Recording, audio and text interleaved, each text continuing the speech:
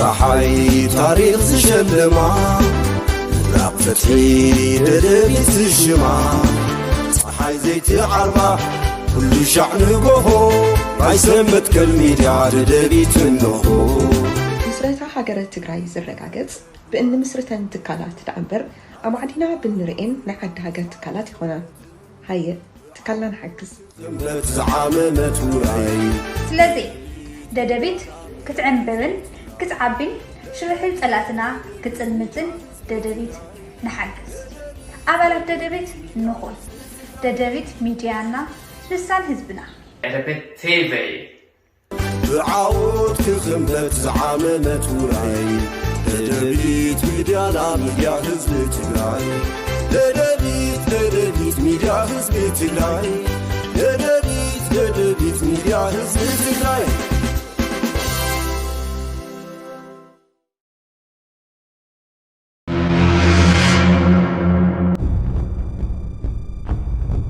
سمعي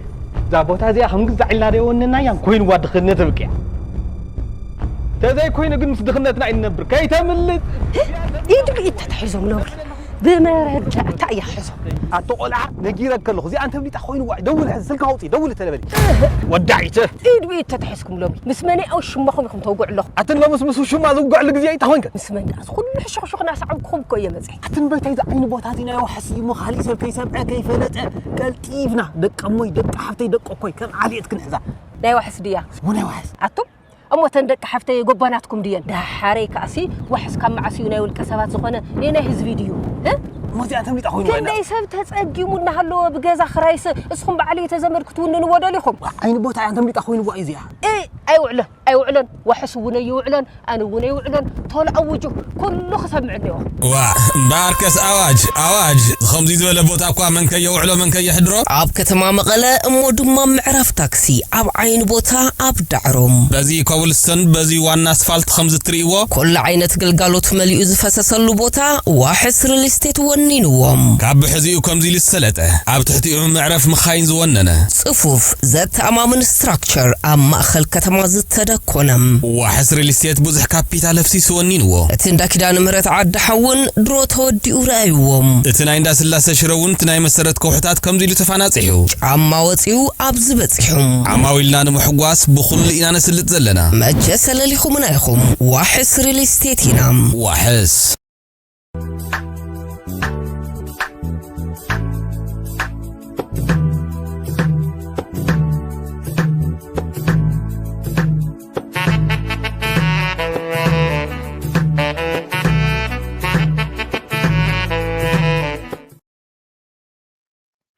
سلام تعني هابلي كبرات بيت سب ددبيت ميديا كمون تخاتلتي مدب كباخم نواخم فبزلكم معدي ساعات قطاطرا سلام كتكون لنا منه ددبيت ميديا والساعات سين نقربو مدب كباخم نواخم حيزنا قريبنا لنا سنه صنيحكم مدلاواتنا تكافلوا عدمناي نافتو فلا ما يمدلاونا خوس دوكمي نايلومي ماسرتي متغرالاي برهانه غبر غرغس وي كعلفعاتي تصفا كنرينا مني سيرو برهانه منيو تايسلز غبرتا اسيرو فيدرال نمنتايو ناب አዲስ አበባ ኸደሉ ደልዩ ካብ መቀለ ተኣሲሩ እቶም መቀለ ኣሲሮም ናብ ፌደራል ዘውፅሕኸ መን እዮም ንምንታይ እዮም ከምኡ ዝገብሩ ዘለው ዝብል ክንርኢና ቅድሚኡ ግን ከምታ ቀድም ኢልኩም ዝተኸታተልኩማ ናይ ዋሕስ ሪል ስቴት ፃውዒት ኣሎ ንተወሳኺ ሓበሬታ ኣብቲ ዝዘውር ዝነበረ ስልኪ ክድውልሎም ትኽእሉ ኢኹም ናባና እውን ደው ኢልኩም ክንራኽበኩም ንኽእል ኢና ውሕዳት ገዛውቲ ተሪፈን ኣለዋ ከየምልጣኹም እተን ተሪፈን ዘለዋ ብደንቢ ክትቀዳደሙለን ኣለኩም ዝብል እምነት ኣለኒ ዓብይ ዕድል እዩ ገዛ ዘይብሉ ገዛ ንኽገብሩ ገዛ ንህልዎ ንኽገብሩ ተቋቆሚኦም ዋሕስ ህዝቢ ትግራይ ኮይና ተቐፅለላ እያ ከየምልጠኩም ክብል ፈቱ ናብቲ ምድላው ክወስደኩም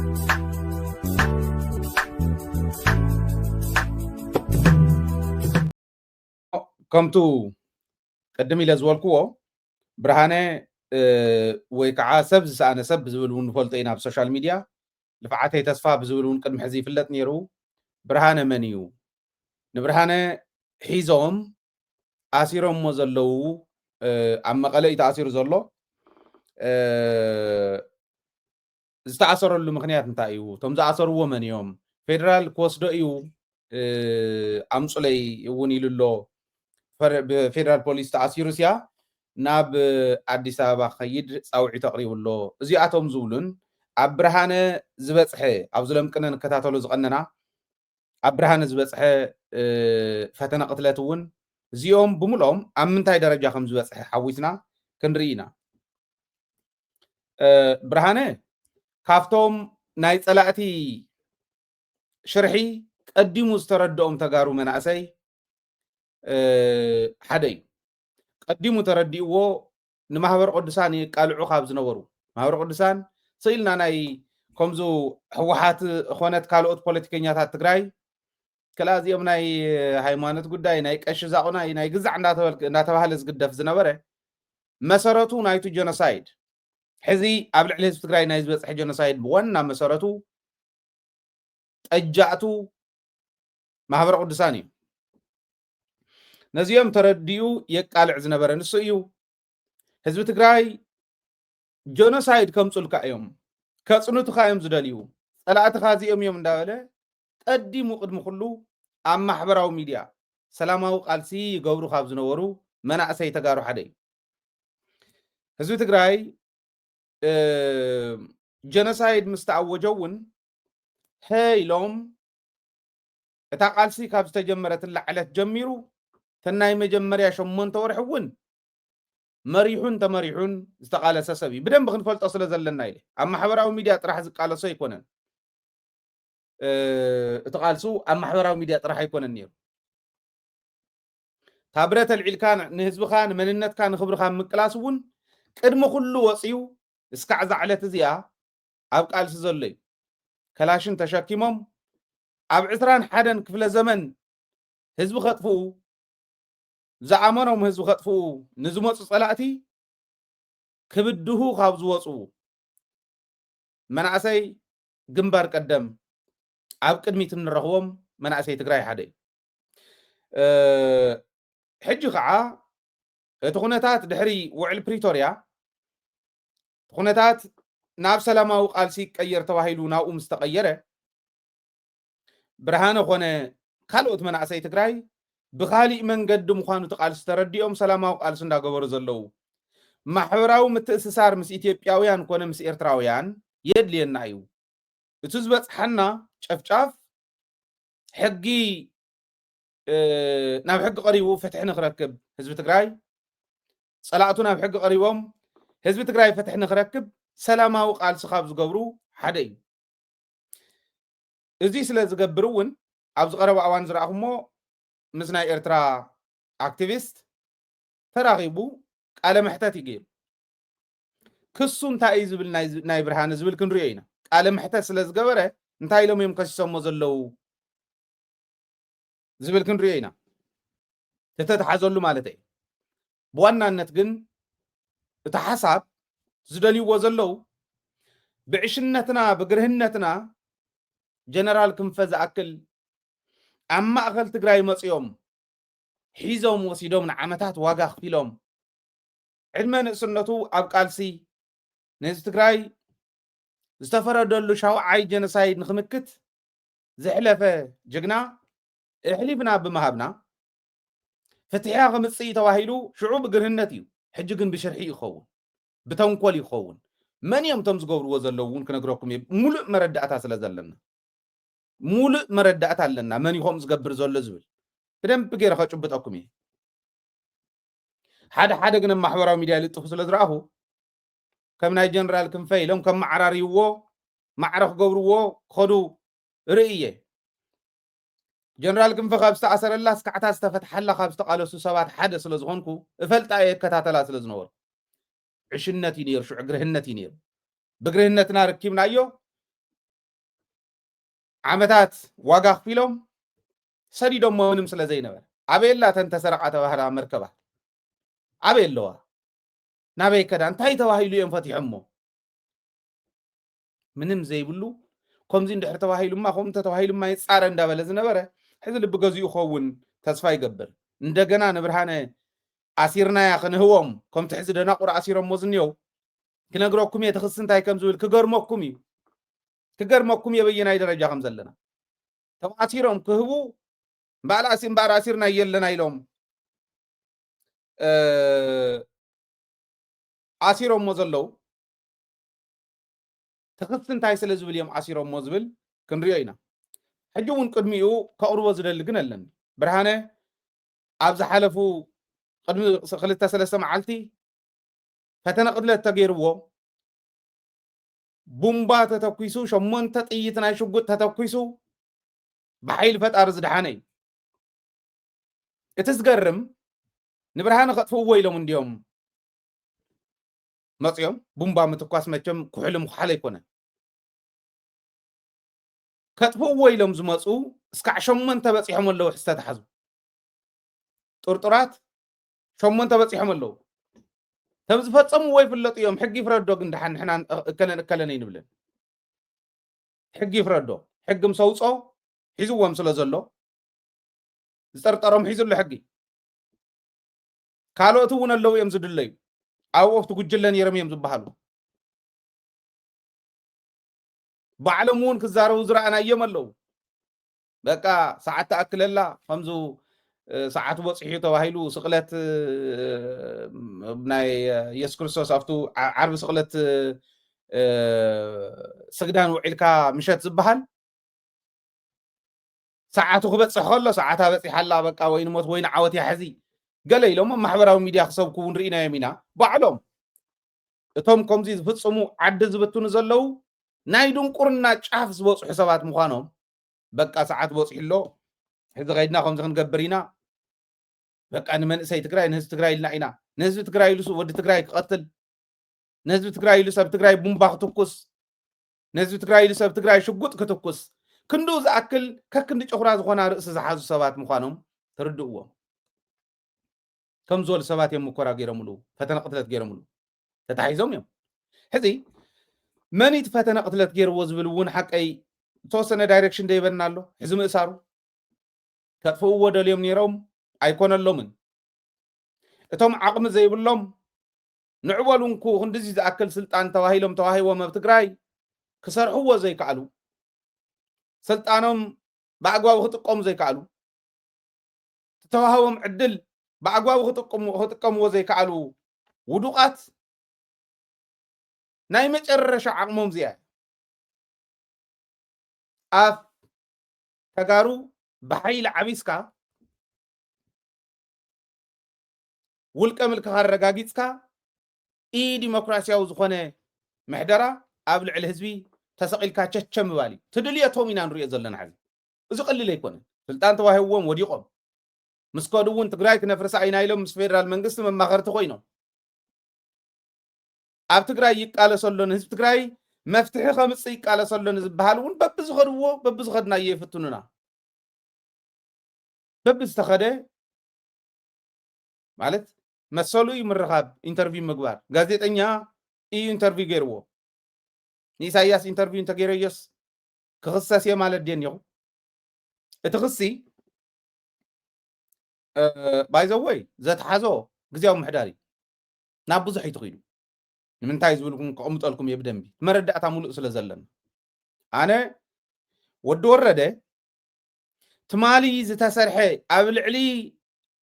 ጅግና ተጋዳላይ ዝተፈፀመ ግፍዒ ኣብ ልዕሊ ጀነራል ክንፈ ዝተፈፀመ ግፍዒ እንደገና ኣብዚ ተጋዳላይ እዚ እውን ክፍፀም እንተገይርዎ ካብ ትማሊ ዘይመሃር ነዚ ትግራይ ከም ማሓደር ይትረፍ እሞ ንሓለዋ ከፍቲ እውን ዘይበቅዕ ምዃኑ ከረጋግፁ ማለት እዩ እንተገይርዋ ብትክክል የዛረብ ዘለኹ ሓሲበ የዛረብ ዘለኹ ኢሞሽን ኣይኮነን ትግራይ ኣብ ፌደራል የላን ኣብ ናይ ፌደራል ትካላት የለና ኣብ ባይተ ወከልቲ ህዝቢ የለና ኣብ ፌደሬሽን የለና ኣብ ፍርዲ ቤት የለና ኣብ ካልኦት ናይ ፌደራል ትካላት ዝበሃላ የለና ኣብኡ ዘይምህላው ቀጥተኛ ትርጉሙ ምንም ንየማን ንፀጋም ዘይብሉ ዲፋክቶ ስቴት ትበሃል ትግራይ ባዕላ እያ ተመሓደር ዘላ ሕዚ ምንም ዘየመሓድረካ ካብ ዘለካ እንዳቀነሰ ክወስድ እንዳቀነሰ ከጥፍእ ምስ ዝደሊ ተላዚብካ ተጋዳላይካ ንህልውና ህዝቢ ንመንነቱ ኢሉ ዝቃለስ ሓደ ተጋዳላይ እሕሊፍካ መሃብ ምእሳር ኣግባብ ኣይኮነን ኦኬ ብርሃነ በደል እንተሃልይዎ ኣይተኣሰር ይበልኩን ኣነ ናይ ግድን እዩ በደል እንተሃልይዎ ፖሊስ ከፃሪ ኢሉ ክኣስር ክእል እዩ ኣብ ትግራይ ግን ኣሲሩ የፃሪ ሕጊ ብዝፈቅዶ ካብ ሕጊ ወፃእ እንተይኮነስ ሕጊ ብዝፈቅዶ ብቀዳማይ ታደለ ተኣሲሩ ሕጊ እዩ ታደለ ግን ተኣሲሩ ነአዲስ ኣበባ ኣይከደን ብርግፅ ተኸሳሲ እውን ናይ ፌደራል ስለ ዝነበረ ስለዚ ክሕተት ይኽእል እዩ ክኽሰስ ይኽእል እዩ ክእሰር እውን ይኽእል እዩ እንተበዲሉ ግን ብሕጊ ትግራይ ኣብ መሬት ትግራይ ብተጋሩ ናብ ሕጊ ምቕራብ ነውረ ኣይኮነን ናብ ፌደራል ክንወስድ ኢና ኢልካ ኣረክቡና ኢሎም እትኦም ክሓቲ ከለዉ ንሳቶም ብዝኸሰስዎ ክሲ ሒዝካ መፂኻ ምእሳር ግን ዓብዪ ወንጀል እዩ ታሪኻዊ ወንጀል እዩ ዝኸውን ዘሎ ንምንታይ ኢኹም ዝብል ዘለኹም መስለኩም ትኽሱ ዘይሓላፍነትካ ስግረዶብ ርክብ ምግባር እዩ ዝብል ተሓደ ኣብ ዘይሓላፍነትካ ስግረዶብ ርክብ ምግባር ዋ ናብ ትግራይ መፂኡ እኮ እዩ ኢንተርቪው ገይርዎ ዛላምበሳ ትግራይ ደይኮነን ዶስ ሚድያ ዓለም ለኻዊ ምዃኑ ብትሕዝቶ ዓለም ለኻዊ ምዃኑ ተረሲዑ ሚድያ መፂኡ ስለ ዝሓተቶ ንሚድያ ብለይ ክብል ነይርዎ ማለት እዩ እንታይ ማለት እዩ ትስግሮ ዶብ ብስርኸ ዶብ ተጣሒሱ ዶብ ጥሒሶም ንኽኣቱ ሻዕብያ ዝገበሮም ባዕሉ ፌደራል ደይኮነን ተዓሪቕና ደ ነርና ኢና ተጋሩ ምሳና እንዲዮም ዝዳወው ንትግራይ እንዳሰገረ ኣዲስ ኣበባ እንዳኸደ ደይኮነን ኢሳያስ ብቀይሕ ምንፃፍ ዝቕበልዎ ዝነበሩ ትግራይ ድያ ጌራቶ ትግራይ ድያ ኣትያቶ ባዕሎም ፀዊዖም እትዮም ከብቅዑ ነቲ ትማሊ ከም ጫጉላ ምስ ኢሳያስ ዝጓየሉ ዝነበረ ታሪክ ንዑ ረሲዑ ሕዚ ዘይሓላፍነትካ ስግረዶብ ምግባር ሓደ ሰብ እኮ ሰብኣዊ መሰሉ ዝረጋገፀሉ እዩ ነፃ ናይ ፍሪደም ኦፍ ስፒች ንብሉ ሓሳብካ ናይ ምግላፅ ናፅነት ዲሞክራሲያዊ መሰለ እዩ ሰብኣዊ መሰለ እውን እዩ መሰል ናይ ሰብ ክገፉ መሰል ዓዲ ግሂሶም መሰል ግለሰባት ግሂሶም ወዲዮም ከም ብላይ ጨርቂ ከምዚ ገይሮም ክፃወቱልና ከለው በሉ ዝያዳ ታኽስኹም እወ ድላይኩም ክንኣስረልኩም ኢና ክንሕዘልኩም ኢና ተቐቢሉ ዝኣስር ፖሊስ ኮሚሽን ትግራይ ባይዘወይ ኣነ ሕማቕን ፅቡቕን ክዛረብ ኣይደልን እቲ ኮሚሽነር ከመይ ከም ዝወፀ ንፈልጦ ኢና ናብታ ስልጣን ንሳ ሃፍቱ እዩ ዝበሃል ከመይ ወፅዩ ናይ ፀጥታን ምምሕዳርን ከተማ መቐለ እዩ ነይሩ ከመይ ገይሩ ናብታ ስልጣን ንሳ ከም ዝወፀ ንፈልጦ ኢና ናይ ፌደራል ክሲ ሰሚዑ ኣሲሩ ኣብዚ ቆልዓዚ ዝኾነ ነገር እንተተፈፂሙ ወይ ለየኻ ህዝቢ ትግራይ እዩ ክሓተካ ብርሃነ ተጋዳላይ ኣብ ብርሃነ ዝፍፀም ዘሎ ፈተነ ቅትለት እውን ኣብ ትግራይ ተፈፀመ እዩ ካሊእ ተኣምር የብሉን መስኮት ክንከፍተላ መተንፈስ ዝሰኣነት 360 ዲግሪ ተዓፅወ ዓድና 360 ዲግሪ ተዓፀወ ህዝብና መስኮት ደኾን ይረክብ መተንፈሲ ኢልና ኢና ንጎይ ዘለና 4% መሬትና ዝሓዘ ብሚልዮናት ህዝብና ዘፈናቀለ ሕዚ እውን ህዝቢ ትግራይ ከቢቡ ጨፍለቕኩኻ መፃኹኻ ዝብል ተዳሊየ እየ እንዳበለ ዝፍክር ኣብ ናይ ትግራይ ትካላት እንዳኣተወ ትካላት ዘፍርስ ውዕል ፕሪቶሪያ ኣፍሪሱ ንትግራይ ዝወግኡ ዝድግፍ ማለት ትግራይ እኮ ኣይኮነትን ኣብ ዓፋር መናእሰይ ናይ ኦሮሞ መናእሰይ ናይ ኣምሓራ ትሕግዝ ዘላ ትግራይ ኣይኮነትን ትግራይ ከፍርስ ውዕል ፕሪቶሪያ ኣፍሪሱ ትግራይ ንኸፍርስ ኣብ ዓፋር መናእሰይ ዘፍርስ ዘሎ ዘታልል ዘሎ ንትግራይ መስኮት ደኾን ትረክብ ዝዓደይ መተንፈሲ ደኾን ትረክብ ተዓደይ ኢሉ ንህዝቡ መተንፈሲ ንኽረክብ በል ኢሉ ዝስዕር ዘሎ ክኸስስ ሞራል የብሉን እዚዩ ክገብር ከሎ ፀላኢ ታሪኻዊ ፀላኢ ንዑ ተቀቢሎም ዝኣስሩ ጸላእቲ ትግራይ ሃፍቱ ወይ ለየኻ ኮሚሽነር ፖሊስ ትግራይ ትማል ወፂኻ ብጌታቸው ትሽርሕ እውን ፈልጦ ኢና ከመይ ጌርካ ከም ዝወፃኻ እውን ስለ ንፈልጦ እዚኣ ናብ ሓያል ናብ ካሊእ ፀገም ተኣትያ ህዝቢ ትግራይ ስማዕ ደገን ውሽጥን ዘለኻ ስማዕ ወዲ ወረደ እውን እንተትእንደብ ይሕሽ እየ ዝብል ኣነ ነቶም ይገርመኩም ደገን ውሽጥን ዘሎ ትግራዋይ ይፍለጦ ዓፋሪና እኔና ኣብ ሓራ መሬት ትግራይ ክንወግእ ኣፈሙ ዘልዒልና ንዓድና ክንወግእ ዝብሉ እስካዕ ሕዚ ቢሮ ዝመርሑ ኣለዉ ደሞዞም ዝኽፈሎም እስካዕ ሕዚ ዓፋሪና እኔና ዝብሉ ኣነ ይኮንኩን ዝኸፍሎም ፔሮል ወዲ ወረደ እዩ ዝኸፍሎም ትግራይ ክንወጊእና እንዳበለፍቲ ኮይኑ ኣብ ፔሮል ዘሎ ኣሎ ፈልጦ እየ ኣነ ከለእከለ ድንበል ሕዚ ንመቐለ እንዳተመላለሱ እንዳኣተው እንዳወፁ ስኽ ኢሎም ዝርእዎም እኒዩ ምስ ኤርትራ ስለ ዝተራኸበ ተባሂሉ ምስ ኤርትራ እውን ኣይኮነን ተራኺቡ ምስ ሓደ ጋዜጠኛ ምስ ሓደ ኣክቲቪስት ናይ ኤርትራ ተራኸበ ተባሂሉ ክእሰር ከሎ ናይ ጸላእትና ፀገም ኣይኮነን ልብ በል ህዝቢ ትግራይ ጸላእትናማ ጸላእትና እዩ ጸላእትና ዝደልይዎ ንፈልጦም ኢና ንሶም እውን ነጊሮምና እዩ ተጋሩ ንሶም ጥራሕ እንተይኮነ ንዖም ዝመስሉ እውን ምስ ታሪኾም ሰብ ሞያ ታሪክ ኩዒቶም ናብ ዘየውፅዎም ጉድጓድ ክንእትዎም ኢና ኢሎምና እዮም ስርሖም እዮም ዝሰርሑ ዘለዉ ሓደ ብሓደ ከኣስሩና ሓደ ብሓደ ናብታ ጉድጓድ ክእትውና ይኸዱ ኣለዉ ስርሖም እዩ ንሱ ታልካ ትቕዮመን ጸላኢኻ ትምክቶ እምበር ጸላኢኻ ተቐይመካ እየ ትብሎ ኢኻ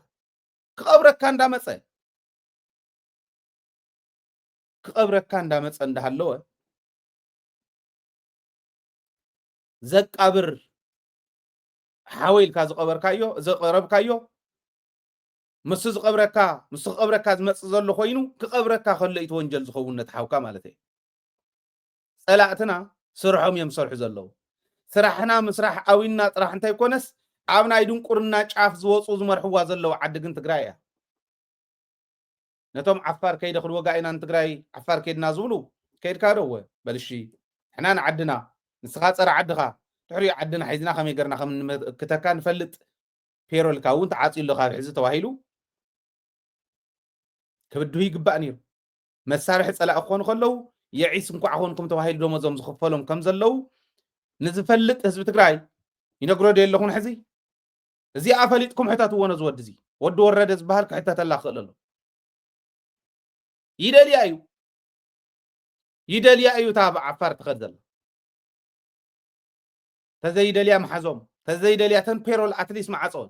ተዘይደልያ ኣትሊስት ንመቐለን ዓፋር እናተመላለሱ እንዳሃለዉ ስንቂ ኮ ይበፅሕ ካብ መቐለን ዓፋር ዋንታ ጉድ ኮይና ረኺብና ኒና ከምዚ እንዳተገበረ እንዳሃለዉ ነዚኦም ዘይሓዘ ኢንተርቪው ጌርካ እሞ ፌደራል መንግስቲ ዘምፆ ዘይሓላፍነትካ ስግረዶም ርክብ ምግባር እንታይ ኢትኳ እንታይ ይእትወካ ወይ ኮዶናቁር ኮይኖም ኣብዮሙና እስካዕ ሕዚ ኣይንርዳእን ኢሎም እውን ህዝቢ ትግራይ ዋርድዮም ምዃኑ ናይ ህልውናኦም ዋርድያ ምዃኑ ምርዳእ ኣብዎም እምበር ህዝቢ ትግራይ እኮ ክሕቆፍ ዝግብኦ እዩ ነይሩ ብኤርትራውያን እውን ዋርድያ ህልውናኦም ስለ ዝኾነ ዋርድያ ናፅነቶም ስለ ዝኾነ ምስ ኤርትራዊ ምርኻብ ነውሩ ድዩ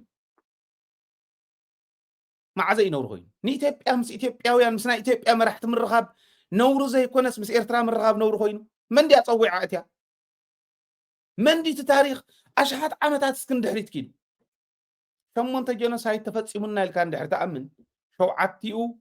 ሓቢርና ኢና ከፊልና እዮም ምስ ኤርትራ ሓቢርና ኢና ከፊልና ትሻምናይ ንዓና ቀዲሙ ተፈፂሙና ድሕር ኢሎም ከዓ ንዕኦም ክፍፅምሎም ይኸዱ ኣለዉ ይነግሩና ነይሮም ከመይ ገረም ከም ዝኣቱ ምክንያቱ ኦረዲ ተነገረ ስለ ዝነበረ ወያነ ሒዝካ ንኤርትራ ተጥፋኣ ድሕሪኡ ንወያነ ተጥፋኣ ወይ ከዓ ንኤርትራ ሒዝካ ንትግራይ ተጥፋኣ ድሕሪኡ ንትግራይ ሒዝካ ተመሊስካ ንኤርትራ ተጥፋኣ እዩ ነይሩ ተኻለይቲ እዮም ገይሮማ ግን ኣብቲ ፍርቂ ምስ በፅሐ ለባም መሪሕነት ትግራይ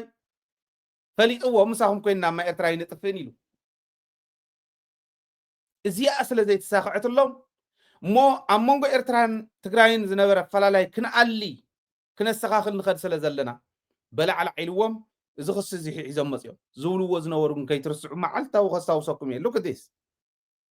ወያኔን ትበላለህ አንድ አማራጭ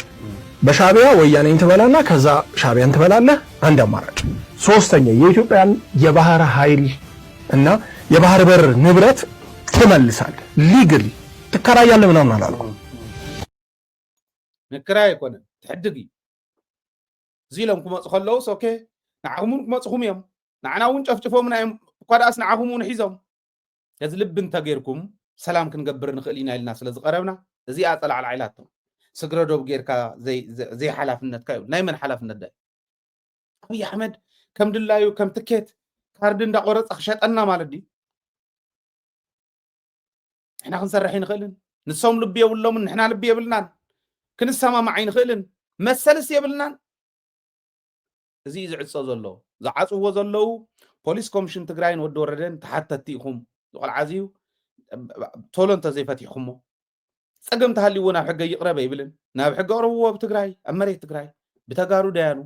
ብናይ ትግራይ ሕጊ ይዳነ እንተሃሊዎ ፀገም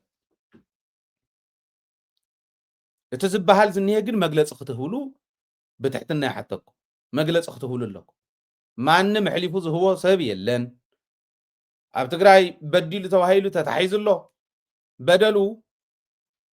በደሊ እንተይሉ ወዳኛ በደል ኮኒ እንተዘይ ኮይን ነፃ ክወፅእ ኢልኩም መግለፂ ሃብሉ ውፁእ ቀሊል ሰብ ኣይኮነን ንእሽተይ ሰብ ኣይኮነን ተጋዳላይ እዩ ተተሓዘሉ ጉዳይ ከዓ ኣግባብ ዘይብሉ ፀረ ትግራይ ዝኾነ ስለ ዝኾነ መን ኢኻ ንስኻ ስግረዶ ብካሊእ እንዳበልካ ክትሕዝ ትኽእል ህዝቢ ትግራይን ህዝቢ ኤርትራን ክንሕውስ እኮ ኢና ንቃልስ ዘለና ተደልዮ ሓደ ሃገር ይኹን ተደልዮ ክልተ ሃገር ኮይኑ ተደጋጋፋይ ኮይኑ ኸይል ኮይና ንፅዕር ዘለና ልቢ ግበሩ ህዝቢ ትግራይ እውን ዝሓዘለይ ካልኣይ ክሱ ናይ ፌደራል መንግስቲ ስልጣን ምድፋእ ይብል አንታ ቆሊኹም ትረሓቕ ሕጂውን ፌደራል መንግስቲ እናበሉ ክፅውዕዎ ከለዉ ማ በላዕላዕ እዩ ዝብለና ኣነ እንታይ ማለት እዩ ፌደራል መንግስቲ ኣበይ ኣለኹም ንሕና ፌደራል እቲ ናይ ፌደሬሽን ቃል ኪዳን እኮ ፈሪሱ ካሊእ ደለና ፌደራል ዘብሎኮ ፌደራል መንግስቲ ዘብሎ ናይ ፌደሬሽን ቃል ኪዳን ተኸቲሉ ክኸድ ከሎ ሕገ መንግስቲ ተኸቲሉ ክኸድ ከሎ ኮይ ሕገ መንግስታዊ ዝኾነ ግዝኣትና ተሓዲግና 40% ልዕሊን መሬትካ ተሓዲጉ ሕገ መንግስታዊ መሰል ጥራሕ እንተይኮነ ሰብኣዊ መሰል ህዝብና ተጨፍሊቑ ባጀት ትግራይ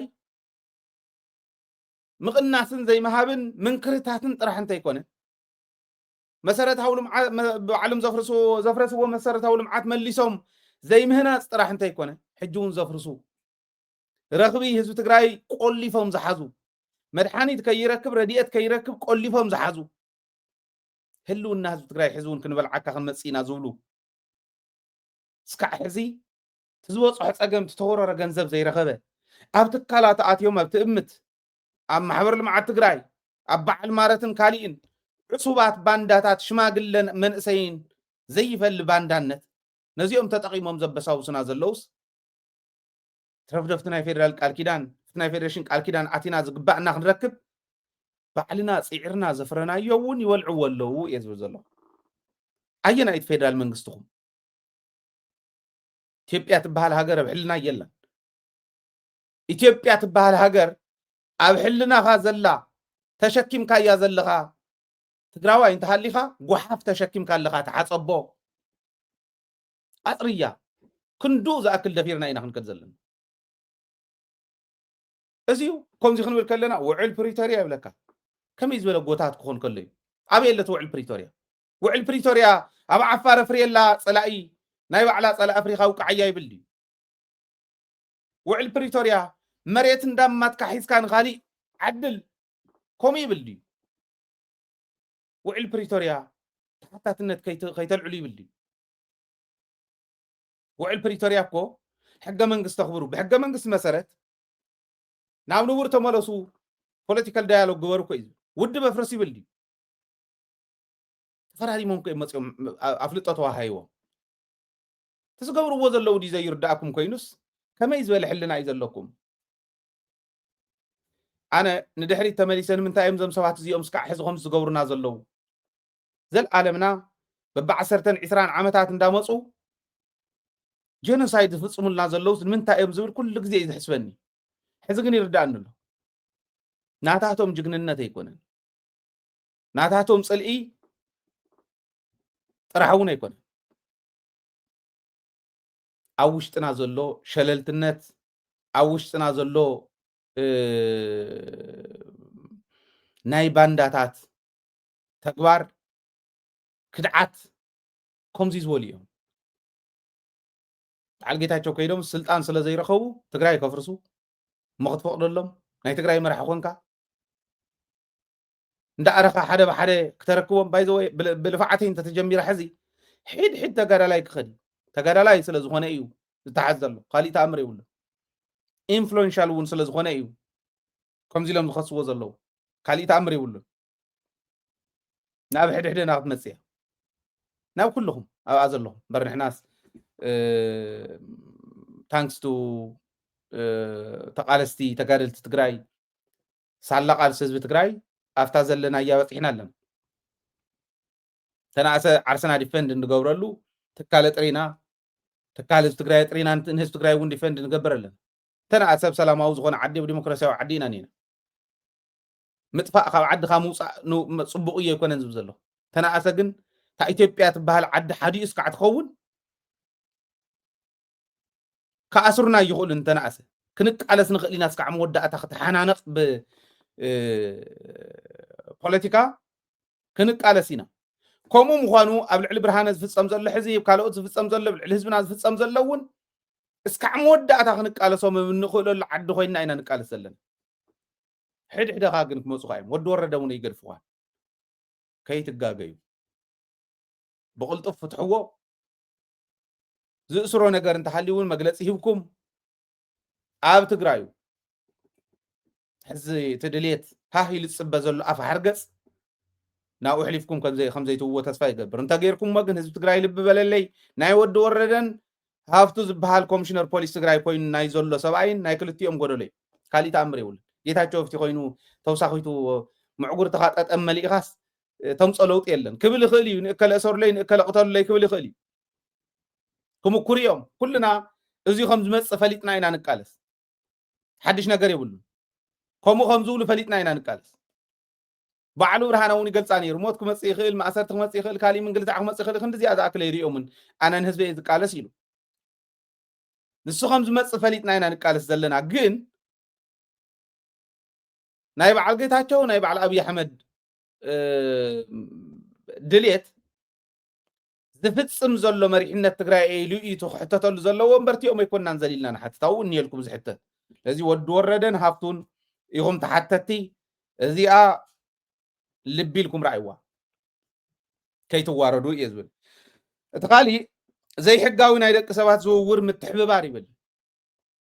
ገይሩ እንተኮይኑ ይተሓተተ ይብልን ኣነ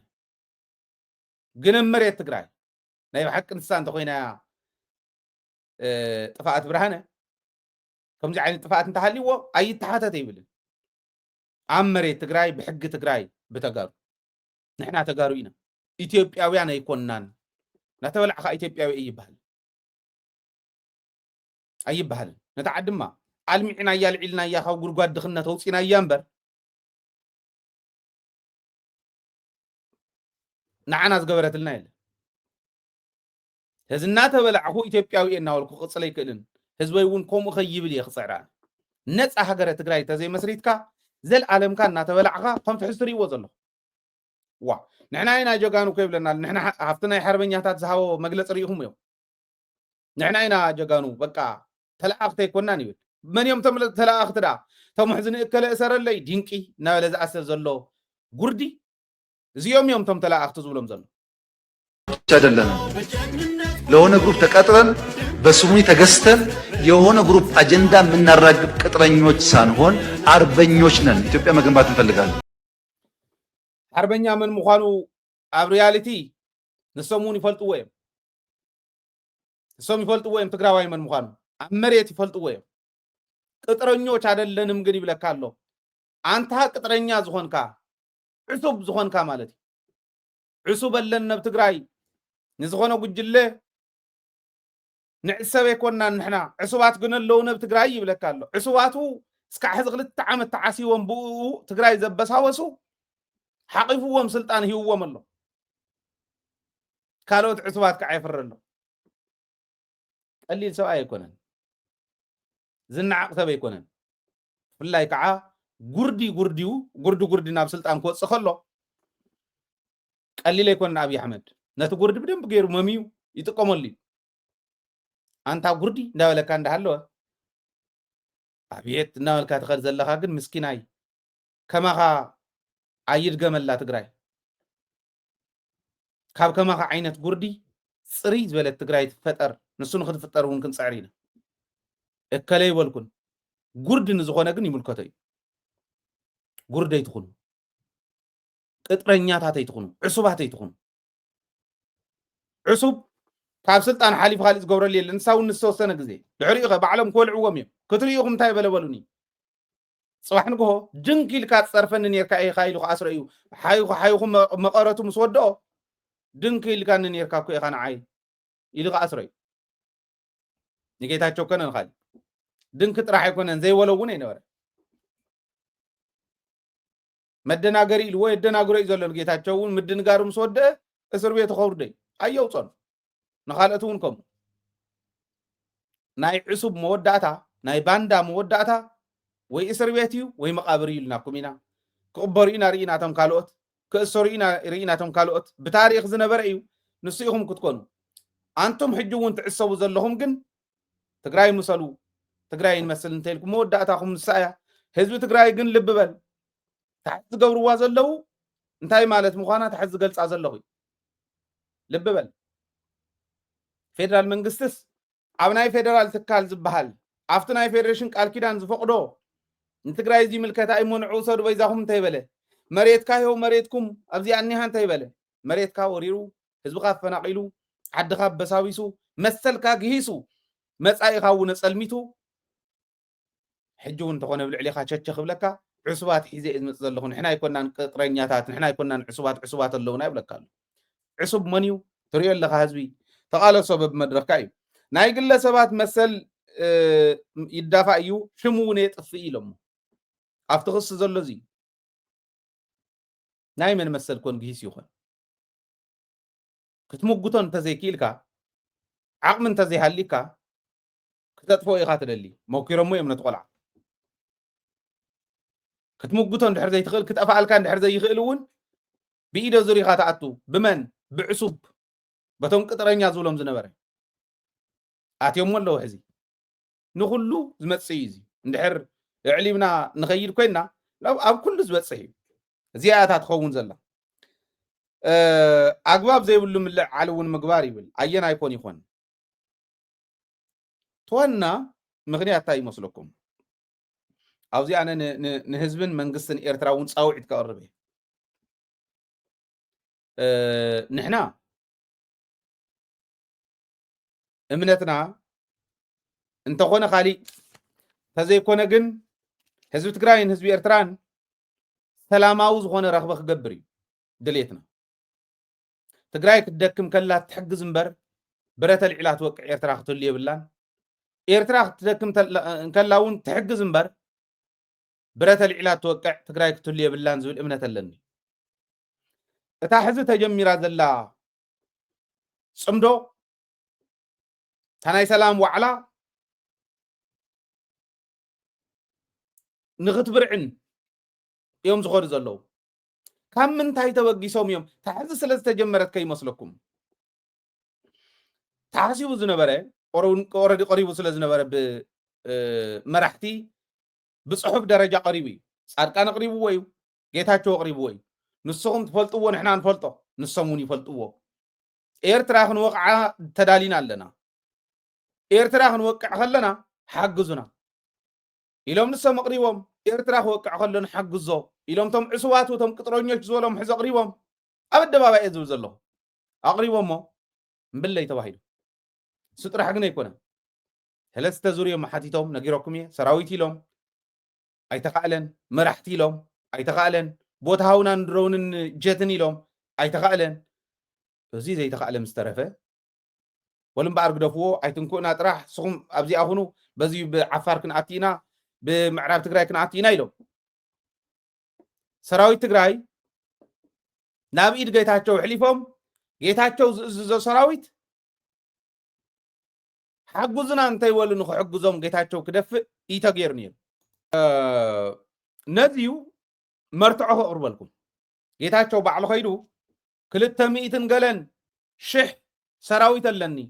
ኤርትራ ሕዝን ውቃዓያ ከም ዝበለ ንናይ ኦሮሞ ብልፅግና ከም ዘቕረበ ፀጋይ ኣራርሳ በዓል ተዛሪቡ ነይሩ ፀጋይ ኣራርሳ ተዛረበ እየ ዝዛረብ ዘሎ ኣቕሪቡሎም ኣነ እውን ገሪሙኒ መራሕቲ ኦሮምያ እውን ሸውክት ኮይኖም ኢሉ ጌታቸው 270 ዝብሎ ዝነበረ ሰራዊት ኣለኒ ሕዚ ነዚ ሒዝና ባዕልና ክንወቕዕ ኢና ንኤርትራ ሽግር የለን ጥራሕ ሓግዙኒ ኢሉ ነይሩ ነዚ መሳርሒ ደደቢት ሚድያ ኣቕሪብናልኩም ኢና መርትዖ ዝኸውን ሰነድ ኣርቂቑ ጌታቸው ምስ ወዲ ወረደ ጻድቃን እዚኦም ኮይኖም ኣርቂቖም ሰራዊት ትግራይ ተፀዋዕነትን ኣብ ግዜያዊ ምሕዳር ትግራይ ይኹን ኢሎም ኣይወልዎን ድዮም ሰነድ እንሄብ ኢድና ኣብ ኣርካይብና እንሄ ኣቕሪብናዮ እውን ኢና ለጢፍናዮ እውን ኢና ሰራዊት ትግራይ ተፀዋዕነትን ኣብ ግዜያዊ ምሕዳር ይኹን ኢሎም ንምንታይ ጌታቸው ከምታ ዝበላ ቃልእ ተውለይ ክትሕግዙኒ ንኤርትራ ክንወቕዕ ኢና ከም ዝበሎ ክፍቶ ውልቀ ምልኪ ከዝልቕ ከምኡ ከም ዝበሎን ሰነድ እውን ዴቨሎፕድ ከም ዝኾነት ሰነድ ምሳና እንሄ ትምስክርነት ንኦሮሞ መራሕቲ ከምኡ ከም ዝበሎም ግን ፀጋይ ኣራርሳ ብግልፂ ኣቕሪብዎ ኣነ እውን ሾክ ደ ኮይነ ኢሉ መራሕቲ ኦሮምያ እውን ሾክት ኮይኖም ነጊሮምኒ ኢሉ ስኮይ ዝግበር ነይሩ እዚ ይተኻእለ ድሓር በሉ ድሓነ ኣብ ክልተ ንምቆሎ በዓል ስየ እውን ይተውዎ ነቲ ሰራዊት ይፅረፍዎ እቲ ሰራዊት ኣብ ክልተ ንምቆሎ ኢሎም ክመቕልዎ መኪሮም ናይ ሰራዊት ጉባኤ ኣኼባ ክግበር ከሎ ኮንፈረንስ ክግበር ከሎ እምብልና ኢሎም ዝወፁ ሰባት ንክህልው ገይሮም ኣይፈለጥዎን ንሶም እምበር ተጋሩ እኮ እዮም ዓዶም ክወቕዑ ኣይደልዩን ተሓሳቦም ግን ኦኬ ተኻሊእ ስኽ ክብል እዩ ንሕና ግን ክንሕግዝ ኢና ከምኡ ነይሩ እዚ እውን ኣይተኻእለን ሰራዊት ተቐዳዲሙስ ወታደራዊ ስጉምቲ ወሲዱ ኣጊድዎም ድሕሪኡና ዓፋር ወሰድና ኢሎም ኣብ ዓፋር ናብ ካሊእ የስልጥነ ኣለዉ ወሰና ወሰን እንዳበልናኩም ሰበት ታሊሎም ኣሰልጢኖም ኣብ ዓፋር ወሲዶም ሓራ መሬት እንዳበሉ ሕዚ ይቕልዱ ኣለዉ በዚ እውን ኣይተኻእለን ኦኬ ሰራዊት ትግራይ ተዓዲ ትብተን ከም ዘላ ምስ ፈለጠ ሕጊ ምኽባር ጀሚሩ እንታይ ማለት እዩ ቁፅሪ 2 ማህተም እንታይ ማለት እዩ ቁፅሪ 3 ማህተም መሰል ህዝቢ ስልጣን ምክሪ ቤት ስልጣን ህዝቢ ኢኹም ሕዲኩም ዘለኹም እዚ መለስዎ ብስርዓት ምርሑ ኢልዎም ስርዓት ዘይፈልጥ ውልቀ ምልኪ ዝደለየ ኣብ ልዕሊ ህዝቢ ቸቸ ዝብል ዝነበረ በሪሩ ጠፊኡ ናበይ ናብ ላኣኺኡ ናብ ቆፃሪኡ ከም ዝበሎ ቅጥረኞች ኣሉን ከም ዝበሎ ናብዚ ጠፊኦም እዚኣ እንታይ የብርዒና ንኤርትራ እንድያታ ምክረይ እዚኣ እታ ብዓፋረይ ቀረበን ኣይትውልንን ቡሬ በፂሖም እዮም معات تانكتات معات مدافع أول وني سرحلو نير مدفع يقريب كاس إرترا خطورر بوزي جيروم عقبة زليقوم كم زي جيروم يخور قالين ده اللي سرحلو نير نحنا هو نقريبنا قدمنا زقربنا نحنا هنا عنده درون قد يأي 220 شدشتاني يبل تانكتات 4 بمعلت انت أتوخي بل قطرنا ينس حليفنا يعني نبي عارفين كم زنا وراء ونقرناكم هنا إذا كله جيرو نعفر فيدراليست تايز بهاجراو كونغرس برجيدنا حمدو نايتغارو خمزو حرام ريت رب كاليدو زلو جلتات الكات اماميركا مسراويتي كوينا بزغيرنا بعقبتني إرترا هيمان ويف كن جبرل لاينا يفر له يا خا حدا ما سلطنيا بستوسنا سومونات 20 30 يوصل له يلو 20 30 خمزو صون تربيلنا رئيناكم بعلمون غليصم نزغمتن زي غمتن تدالينا يلو تري سراويت تግራይ ታስጉምቱም ስወሰደ ግን برعيناتو تاخوينات تادمنا نفاس كم زوتنو دمنا تبتينا نغزيو تطفى يكونتن تبتينا تطفى سلا زي يكونتن دينا حق يصوم دويلنا سويلكو يكونن ميديا زوص حزي بسرعات حزبنا نخدنحن زجمرنا يغن نوح غيري ازي عند حريت كيتملس نستان خمرس انديم زخر زلو زي عند حريت كيتملس انتاي يخبر زلو ازي زدقف መንእሰይ ትግራይ እዚ ዝድግፍ ህዝቢ ትግራይ እዚ ዝድግፍ መንእሰይ ኤርትራ እዚ ዝድግፍ ህዝቢ ኤርትራ መንግስቲ ኤርትራ እውን ክንእከለ ይንኣምኖን ተባሂልካ ንንባዕልኩም ትፋለጡ ንንባዕልኩም ካባኹም ንላዕሊ ተደጋገፍ ሓይሊ ዘየለ ሻዕብያን ሕወሓትን ኣተውዎን እስካዕ ሕዚ ሻዕብያ እኮ ይሓይሽ ስለዚ ነዚኣ ታሕቲ ትኸድ ዘላ ከምዚኣ ከይደግሙ ጌርካ ምሕረት ብዘይብሉ ክቕፅዑ ኣለዎም ሕዚ ይበሃል እያ ኩናት ኣይበልኩን ከምታ ዝገብርዋ ዘለዉ እንተቐፂሎም ካሊእ ዋጋ ከም ተኽፍሎም ግን ዝኾነ ነገር ደክግበር የብሉ እዚ ከም ሕቶ የቕርቦ ኣለኹ ህዝቢ ትግራይ ልብ በል ክኸድ እየ ገና ክቕፅለልኩም እየ ተን መረዳእታ ሕዚ እውን ኣለኒ ተናይ ልፍዓተይ ዝምልከት ግን ኣብታ ፅምደ ትብል ከልዕል ከለኹ ኩሉ ግዜ ኮንሰርን ትኾኖም ሰባት ስለ ዘለዉ እንታይ ኢልኩም ሓዝዎ ይመስለኩም እስኪ ትግራይ ሕዚ ዘላትሉ ረኣይዋ ኣብ ምንታይ ኢና እኒና ካሊእ ትረፈና ባሕሪ ዶ ካሊእ ዶ ይብሉ እንዲዮም ይዓብዱ ንሕና ባሕሪ ዘይብልካ ክትለምዕ ከም እትኽእል ካብ ኢትዮጵያን ላዕሊ ምስክር የላን ብዘመነ መለስ ዜናዊ ተጋሪኦም ሰሪሖም ትግራይ ወደብ ዘይብልካ ከመይ ክትለምዕ ከም እትኽእል እትፈልጥ ንዑ ዝሰርሐ ርእሲ እትውንን ዓዲ እያ ካሊእ ተኣምር ክሰርሕ ዝኽእል ርእሲ እኒሄ ትግራይ ዝሕልፎ እንተረኺቡ ምናልባሽ እውን ሕልፈኒ እንዳበልካ እንተይኮነስ ተቃሊሱ ክሓልፍ ኣለዎ ኢለ ስለ ዝኣምና ፀገም የብልና ነው ይምልከተና እዩ ብፅሓና እዩ ሓቢርና እውን ክንጥቀመለና ኢልና ንኣምን ኢና ህዝቢ ኣለና ካብ ኩሉ ላዕሊ ካብቲ ባሕርን ካሊእ ንላዕሊ ህዝቢ ኣለና ህዝብና ኢልና ስለንኣምን እዚ እውን ግደፍዎ ፀገም የለን ተጨፋጭፍና እንዲና ብዘይ ዕርቂ ዶ ብዘይ ካሊእ ዶ ክትብል ትኽእል ኢኻ ፀገም የለን እስከብዚ ይፅናሓልና ራሕን እስካዕ ንዘራረብ ግን ትግራዋይ ኮንካ ስኢልካ ልቢ ኢልኩም መስምዕኒ ትግራዋይ ኮንካ ወይ ትግራወይቲ ኮንኪ ምዕራብ ትግራይ ክምለሰይ ትደሊ እንዲኻ ይትደሊ እንዲኺ መሬት ትግራይ ተመሊሱ ግዝኣታዊ ሓድነታ ዘረጋገፀት ትግራይ ትደሊ ዶ እዚኣ ዘይደሊ ትግራዋይ የለ እወ እንተኮይኑ እስኪ ነምልሰን ምዕራብ ትግራይ ክነምልስ ክንከድ ከለና እኹል ሰራዊት ኣሎ ሰራዊት ኣይኮነን ስግኣትና ኣብ ምዕራብ ትግራይ ዘሎ ሰራዊት ኣርሚ ሰብዓ እኹል ኮይ ወማንም ሽንታም መን ድዮም ቶም ኣዘዝቶም ተም ትማሊ ማሪኽኩሞም ኣንቱም ጀጋኑ ናይ ሕዚ መራሕቲ ሰራዊትና ናይ ትማሊ መናእሰይ ትማሊ ማሪኽኩም ኣብ ስርዮ መሽንኩም እምነ ሽኪምካ ይቅርታ ዘበልካዮ የሻል ዘበልካዮ ኣሲርካ ምፂኻ ኮሊስካ ምሂርካ ኣሰልጢንካ ሰብ ዝገበርካዮ ስዶ ይኮነን ኮዳስ ገሊኦም ተወዲኦም እዩ እዚኦም ኮይም ተም መራሕቲ ተም ዝሰልጠኑ እውን ምልምላት ገና እዮም ሰራዊት ከዓ ሰራዊት ትግራይ እዩ ዝደልይዎ ክገጥምዎ ዝደልዩ በዚ ነንሰግእ ኢና በዚ ንሰግእ እንኮን ንሕና ስግኣትና እንታይ እያ እያ ሕዚ ምዕራብ ትግራይ ክተምልስ ከለኻስ ብድሕሪኻ ሻዕብያ ብቅድሚኻ ፒፒ ጌርካ ዶ ትኸድ ከምኡ ዶ ይሕሸና ወይስ ሻዕብያ ስግኣት ኣለዎም ሕዚ ትደመና ይድእዎ ኣለዉ ነታ ደመና ክመልስዋ ዝኽእሉ ትግራይ እንተይሓዘ ይገብርዋን ትግራይ ዋርድዮም ምዃና ዋሕሶም ምዃና ረጋጊፆም ኣለዉ ሲለ ብሕልሚ ዝዛረቦ ኣይኮነን ተረዳዲአ ዝዛረቦ እዩ እዚኡ ምዃኑ ተረዲኦም ኣለዉ ስለዚ ናይ ሓባር ፀላእ ኣለና ከይንጠፍእ ኣይንኸኣኩምን ዝብል ሻዕብያ እንተሃልዩ ገፅካ ናብቱ ከጥፍኣካ ዝመፅእ ዘሎ ጥራሕ እንተጌርካ መን ምዃንካ ስለ ዝፈልጠካ ኣይውዕልን እየሓድርን መን እየን ይሕሻና ካሊእ ግደፍዎ ኣይበልናዩን ዋላ እንተዘይሃቡና እውን ይጠንጥንዎ ልቢ እንተሃልይዎም ክመፅኦም ሓቢርና ንስራሕ ሓቢርና ንልማዕ ሓቢርና ንንበር ክብሉ እዮም ሕና እውን ለባማት እንተኮይንና ንሱ ኢና ክንብል ዓሽና ተገሪሂና እሞ ንበል ንሶም እውን ከምኡ ንበሎም መን እየን ይሕሻና ብድሕሬናን ብቅድሜናን ዘሎ ፀላኢ ይውቃዓና ዶ ወይስ ለባማት ኮይንና ምስ ገሊኡ ብሰላም ወዲእና ምስ ዝመስለና ብፍላይ እቲ ከጥፋኣና ኣሽሓት ዓመታት እንዳመኮረ ዝመፀን ሕዚ እውን ዝምኩር ዘሎን ግን ክንምክቶ ምእንታን ኣያን ተሕሸና ኢልኩም ምረፁ ጥራሕ ካሊእ ኣየድልየኩምን ካሊእ ድሒሩ ዝመፅእ እዩ ማለት እዩ ንክንነብር ንክንለምዕ ንዓና ዘይሓዙ ሞንታይ ክገብሩ እዮም ባሕሪ ይሓልውዋ እንደታ ባሕሪ እሳቶም እውን ከምኡ ኢሎም ዝሓስቦ ይኮኑ ተናእሰ ተሓድሽ ወለዶ ለባም ክኾን ኣለዎ ህዝቢ እውን ህዝቢ ንህዝቢ ረኽበ ክጅምር ክኽእል ኣለዎ ስለዚ ተጋሩ እውን ከምዚ ኣልኩም ሕሰቡ ባህሊ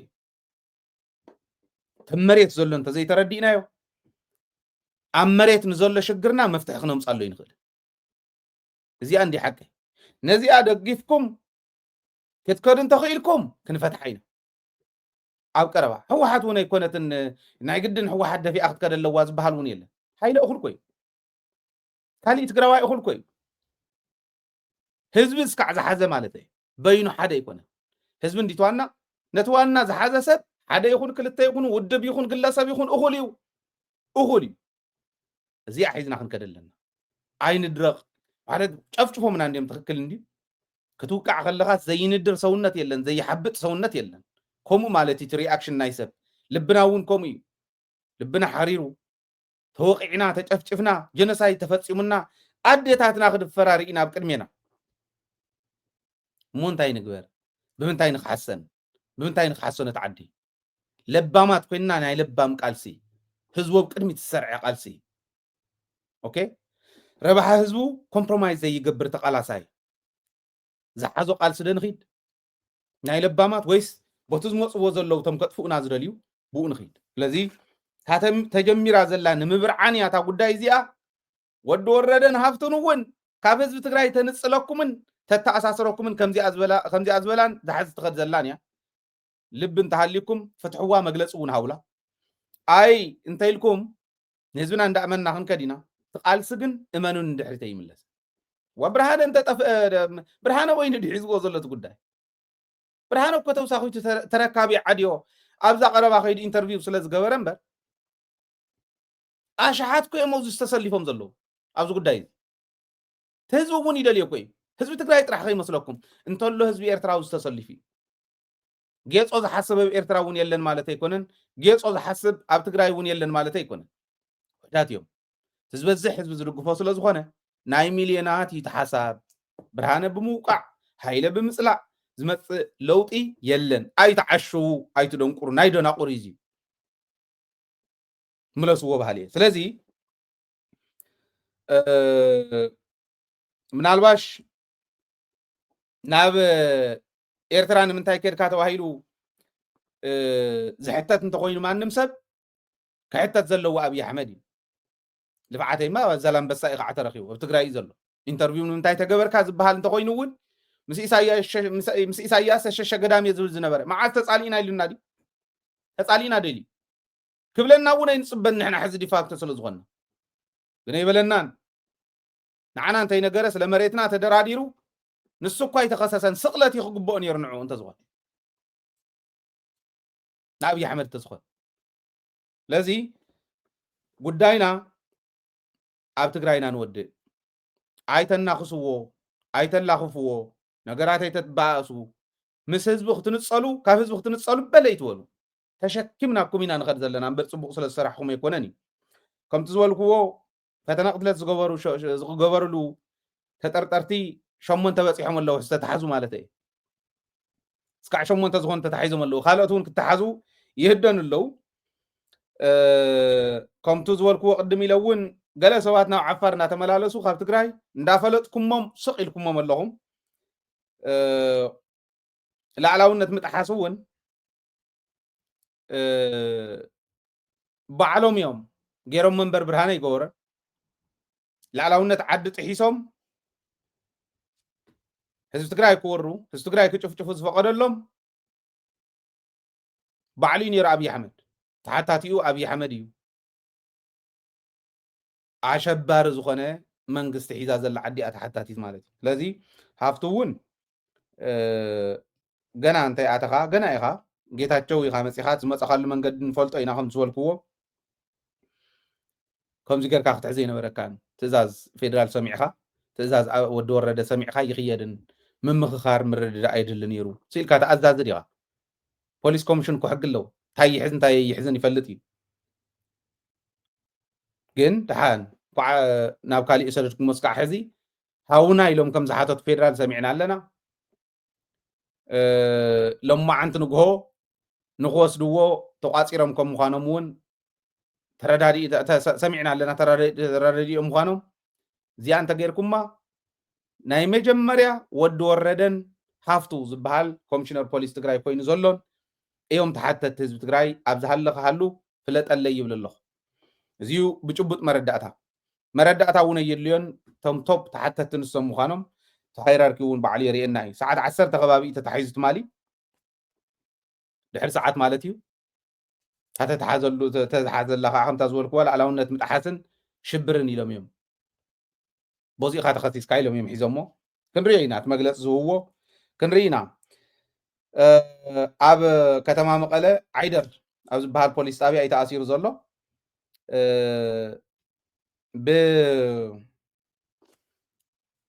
ብርክብ ናይ ኤርትራን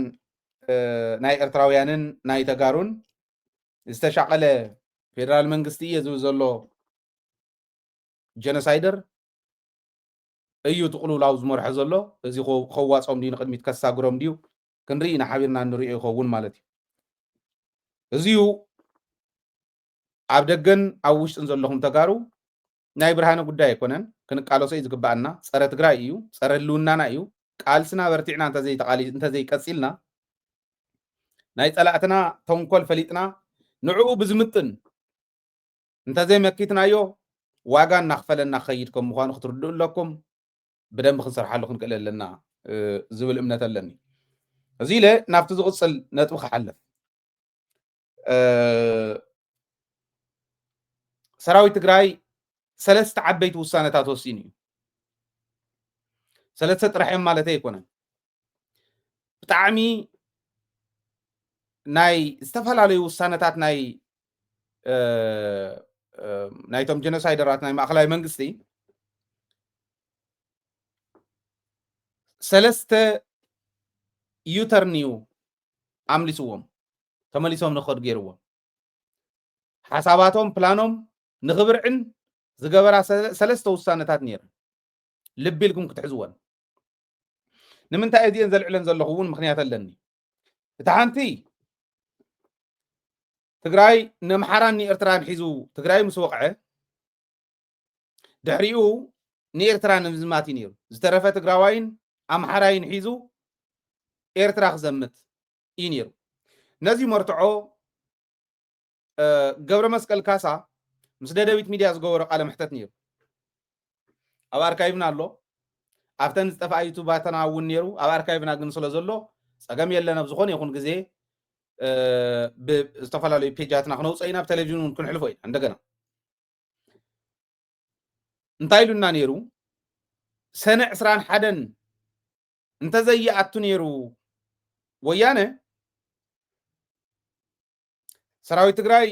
ፀላእቱ ደምሲሱ ሰነ 21 መቐለ እንተዘይኣቱ ጁላይ ኣብ ሓምለ ንኤርትራ ንክንዘምት ወዲኦም ወሲኖም ንካቢኔ ናይቱ ሽዑ ዝነበረ ምስለኔ ናይ ትግራይ ኣኪቦም ተዛሪቦሞ ነይሮም ኤርትራ ክንኣቱ ኢና ኣብዚኣ እናሃለወ መሬት ትግራይ ክንወቕዖ ኢና ፍርቁ ድሕሪ ኤርትራ ንምእታው ክጥዕመና እዩ ንቐርቦም እውን ኣለና ንለሓስ ኣለና ኢሎም ሓቢሮሞም እዮም እዚ ገብረ መስቀል ካሳ ዝበለ እዩ ነጊሮምና ነይሮም ይብል ፅቡቅ መርትዖ ባዕሉ ኣብቲ ካቢኔ ስለ ዝነበረ ብደንብ ገይሩ ዝነገረና ስለ ዝኾነ ንኤርትራ ከይኸይድ ግን እንታይ የብርዒኒ ይመስለኩም እቲ ናይ ኣምሓራ ሕቶ ፈንዲ ወፂ ድሓር በሉሞ ንኤርትራ ኢና ሓሲብና ነርና ናይ ኤርትራ ጉዳይ ሰንፈላል ጌርና ክንሕዞ ኢና መፃናኩመ ይንብሎምን ግን እንታይ ክንገብር ኢና ንዑ ተጋሩ ሓጉዝና እሞ ነምሓራ ነውቃዕዮም ኢሉ ናይ መጀመርያ ቅድሚ ኤርትራ ነምሓራ ነውቃዕ ዝብል ሕቶ እዩ ሓቲቱ እቶም ጀጋኑ መራሕቲ ሰራዊት ትግራይ ኣምሓራ ይንወቅዕን ህዝቢ ኣምሓራ ምስ ህዝቢ ትግራይ ሓው ህዝቢ እምበር ጎረቤት ህዝቢ እምበር ፀላእ ኣይኮነን ስለዚ ከምቲ ዝገበርዎ ንሶም ተዓሽዮም መፅኦም ዝገበርዎ ኣይንገብርን ኣይንሰርሕን ኢሎም እዚ ህዝቢ ኣምሓራ ምስክር እዩ ትግራይን ኣምሓራን ተደጋጊፉ ዝኸይድ ክገብር ዝኽእል ዓብይ ውሳነ ወታደራዊ ውሳነ እዮም ወሲኖም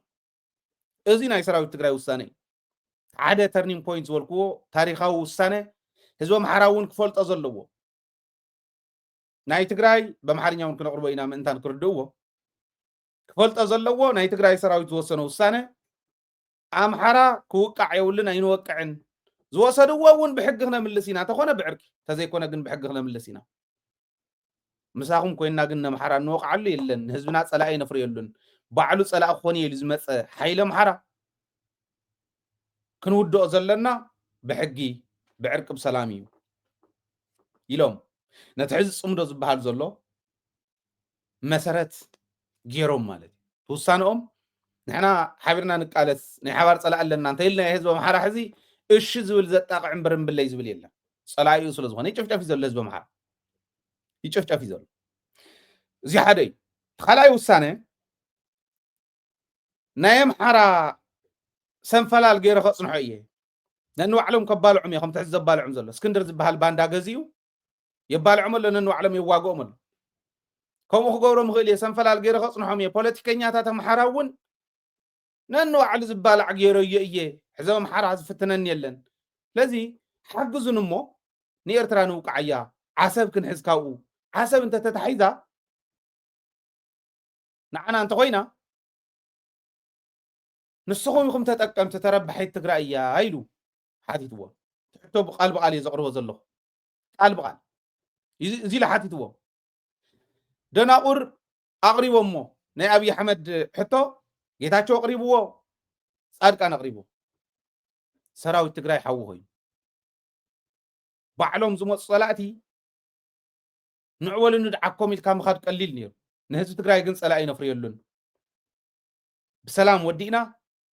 ታሪኻዊ ኣፈላላይ ከይኸውን ታሪኻዊ ፀገም ገዲፍና ኣለኹን ከደይ እንደል መጀመርያ ብሰላም ንውድእ ካብኡ ብሕጊ ኢና ንውድእ እምብለይ እንተኢሎም ንሪኦም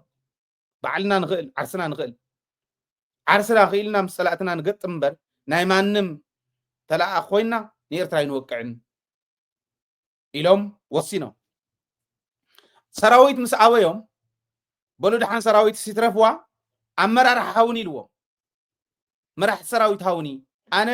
ሚልዮናት ከሰልፍ ይኽእል እየ ኢትዮጵያ መራሕቲ ሃውኒ ተወሰኑ ይምርሑለይ መልክዓ ምድሪ ስለ ዝፈልጥዎ ንኤርትራ እውን ስለ ዝፈልጥዋ ንሻዕብያ እውን ስለ ዝፈልጥዎ መራሕቲ ሃውን እምበር ሽግር የለን ሰራዊት ኣይደለን ናይ ባዕለ የለን ኢሉ እምብለ ኢሎም ኣይኮነን ማዕረ እንዳኣሉ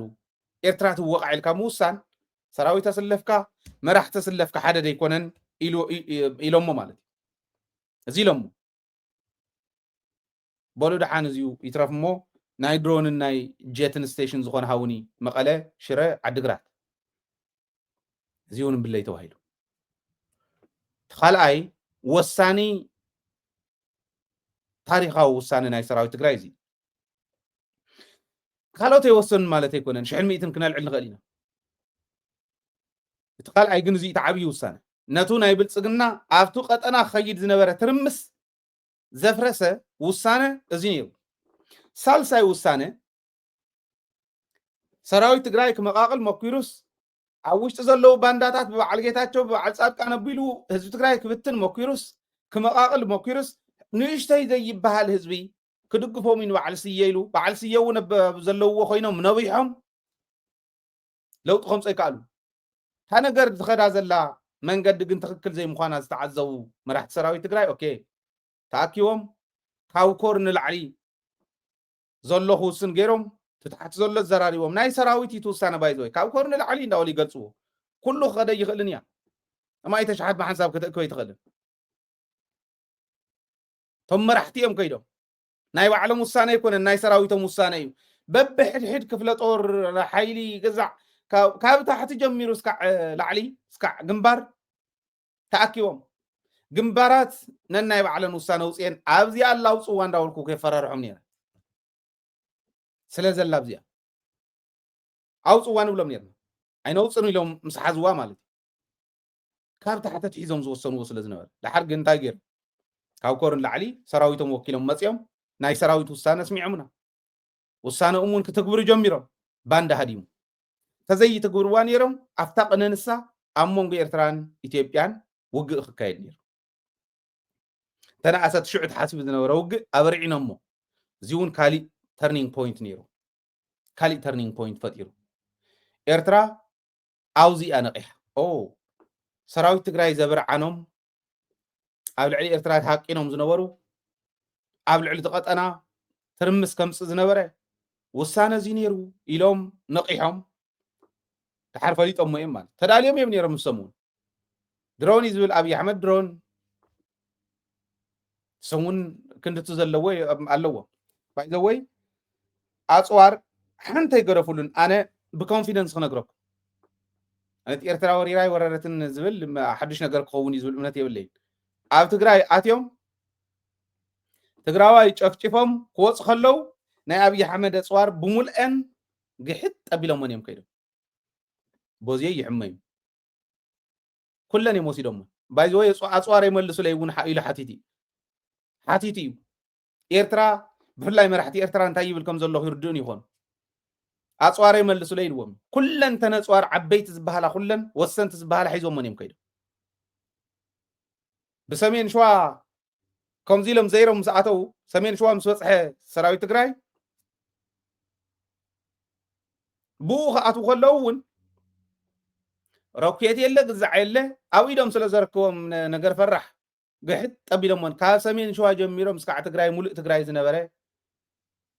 ሙሉእ ኣምሓራ ዝነበረ ፅዋር ግሒጦሞ እዮም ከይዶም ስቂሎም ኣይወፁን መስዋዕትነት ከፊሎም እዮም ተረፍሪፎም እዮም ግን ተነፅዋር ግን ሒዞሞን እዮም ከይዶም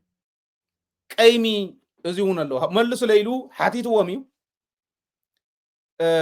እንተነኣስ ዋላ እዚአን እንደመልሱ ለይሉ ስፔሲፊካሊ እውን ፍሉያት ኣፅዋር መልሱ ለይልዎም ነይሩ ኣይመለሱሉን ተነፅዋር ናቱ እውን ከኣኽልኦም እየን ማለት እየ ይትረፍዶ ሃገር ኮይኖም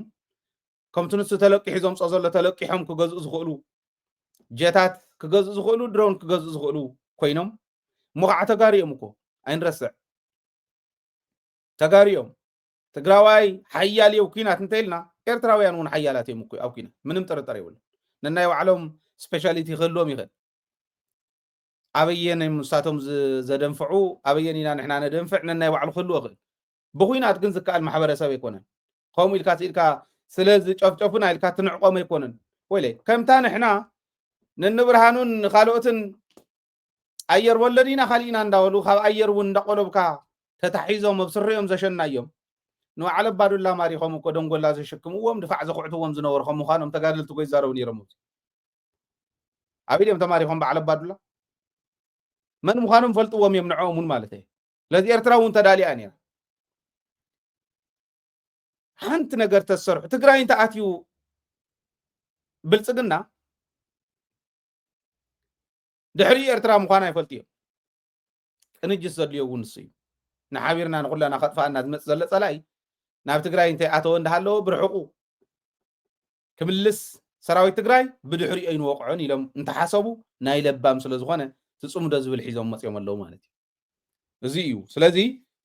ሰራዊት ትግራይ ካብ ዝገበረን ውሳነታት ተርኒንግ ፖይንት ብጣዕሚ ዓበይቲ ተርኒንግ ፖይንት እየን ዝብለን ንተሓሲቡ ዝነበረ ኩናት ኣብቲ ቀጠና ትርምስ ክፈጥር ዝነበረ እውን ኣበርዒነን እየን ዝብለን እዚአን እየን ኩሉ ክፈልጦ ዘለዎ ስለ ዝኾነ እየ ልዕልዮ ካሊእ ኣብኡ እናሃለና እነልዕሎ ናልባሽ ሰራዊት ትግራይ ክነልዕል ከለና ንሕና ጥራሕቲ ኣይኮንና ፀላእቲ እውን ከልዕልዎ ከለዉ ጅግንነት እዩ ሰራዊት ትግራይ ክልዓል ከሎ ትብዓት እዩ ሓቦ ፅንዓት እዚኦም እዮም ቶም ሓቢሮሞ ዝለዓሉ ንሰራዊትና ሰራዊት ትግራይ ሕዚ እውን ኣብ በረኻ ሰፊሩ ፀሓይን ቁርን ሙቐትን ቁርን እንተየሽነፎ ናፅነት ዓደይ እንተየረጋገፅኩ ኣይኣቱን ኢሉ ዝቃለስ ዘሎ ብየማን ፀጋምን ዘሎ ንሪኦ ኣለና ሰራዊት ትግራይ ያፈሪሱ ኢሎም ሰራዊት ትግራይ ከፍርሱ ዝፅዕሩ ዘለው ካብቶም በማኢት ዝቁፀሩ ኣሽሓት እንተዘይኮይኖም ናልባሽ በሽሓት የኽብሎም ኮሎኔላትን ጀነራላትን ደሚርካ በሽሓት ዝቁፀሩ ተጋሩ ክልተ ወይ ሓደ ናፍቲ ኣብሉቕ ኢሉ ስለ ዝኸደ 10-20 ዝኾኑ ቆልዑ ስለ ዝሓዘ ትግራይ ከፍርስ ኢሎም ዝፅዕሩ ኣለዉ እዮም ንፈልጦም ኢና ከመይ ንሱ ክድሕን ዘለዎ ክምለስ ዘለዎ ናይ መጀመርያ ልቢ እንተሃልይዎም ክምለሱ ተዘይኮይኑ ግን ዋግኦም ክረኽቡ ንቡር እዩ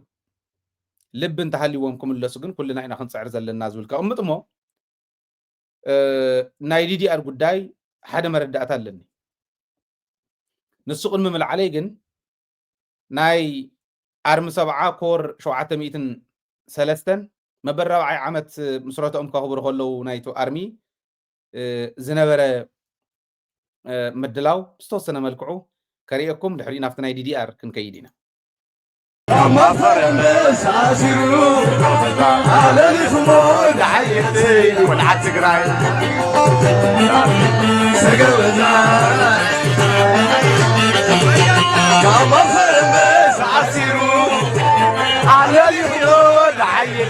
كلعة تقراي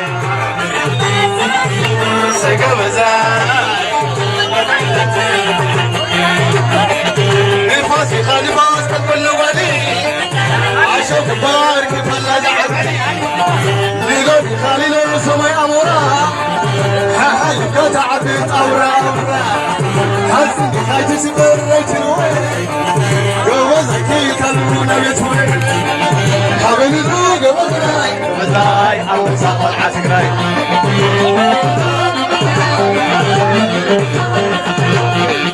وركد خبها لا تتفدري من تقيل عظيم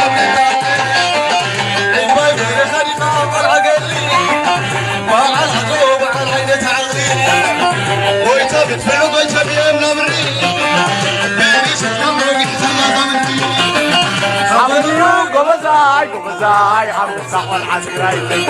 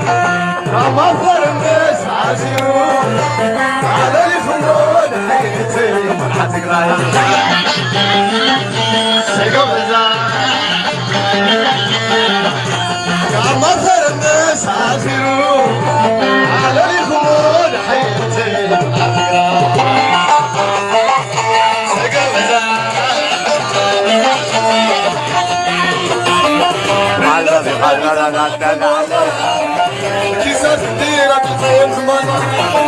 سلمات فستقيات زيت عطان شغل مزاي شددتين حلمي بمك ما تاقاد كبران يودي وزاي لا تخورو حبيبو قوان وزاي حبيب صحاتي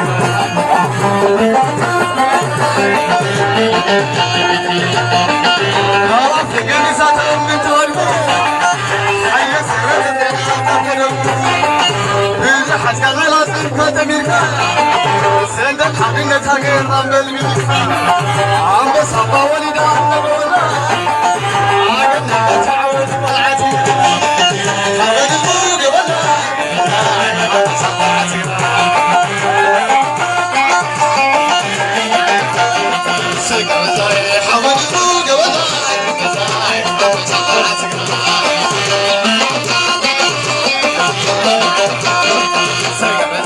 حبيب الفوق وزاي عم صغر عصير سيقف زاي حبيب الفوق وزاي عم صغر عصير سيقف بلا حمتها عفاق الزيان اخطبوا الحشار مقول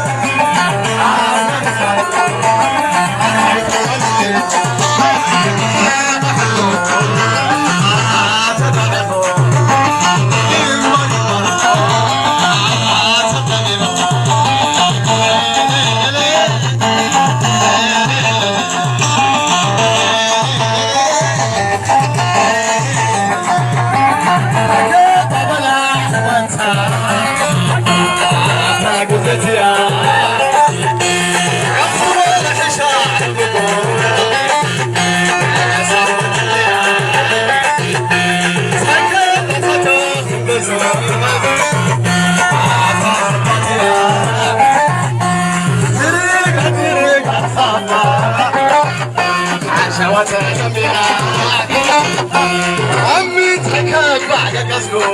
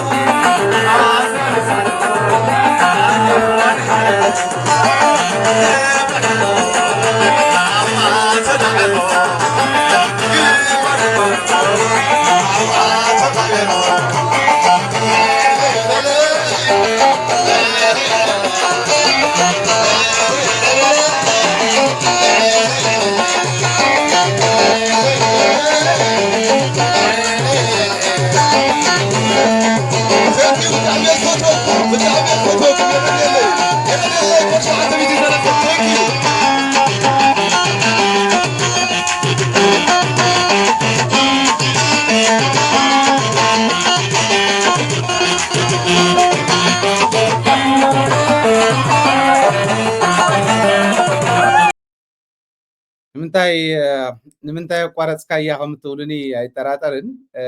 ግን ነዊሕ ስለ ዝኾነ ብደንብ ቤተ ህዝብና እውን ከምዚ ዝበለ ሰራዊት ከም ዘለዎ ክርዳእ ስለ ዘለዎ እዩ ንመንነቱ ንክብሩ ዘይደራደር ትግራዋይ ሕዚ እውን ጥዒምዎ ኣይኮነን ኩሉ ነገር ረኺቦ ኣይኮነን እዚ ኩሉ መንእሰይ ትርእይዎ ዘለኹም ኣብ 21 ክፍለ ዘመን ኣብ ቴክኖሎጂ ናብ ካሊእን ክነጥፍ ዝግብኦ እሞ ፃዕራም ህዝቢ እቲ ፃዕራም ትግራዋይ ኣብ ከምዚ ዝበለ ፈተና ስለ ዝኣተወ ግን ብመንነቱ ፍጹም ዘይኾነሉ ስለ ዝኾነ ከምዚ ሕዚ ዝረኣኹሞ ኣብ ምዕራብ ግንባር ኣብ ምዕራብ ትግራይ ዝርከብ ኣርሚ ሓንቲ ኮር እያ እዛ ኮር 703 ትበሃል ናይ ኣርሚ 70 ሓንቲ ኮር ኢኹም ዝረኣኹም እዚዩ ሰለብሬት ክገብሩ ከለው 4ይ ዓመት ምስረትኦም ሰለብሬት ክገብሩ ከለው እዩ ኣብ ውሽጢ ኣርምታት እየን ዘለዋ ሓንቲ ኣርሚ ጥራሕ ኣይኮነትን ኣርሚ 70 ኣብ ግንባር ኣብ ምዕራብ ግንባር ኣላ ኣብ ምዕራብ ትግራይ ኣላ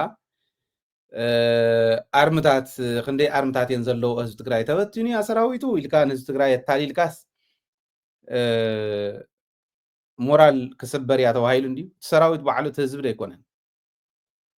ሰራዊት ማለት ተወዲ ህዝቢ ከም ዝበለ ዶ ኣይኮነን ጅግና ሰራዊትና ኣብ መትከሉ ከም ዘሎ ክትኣምኑ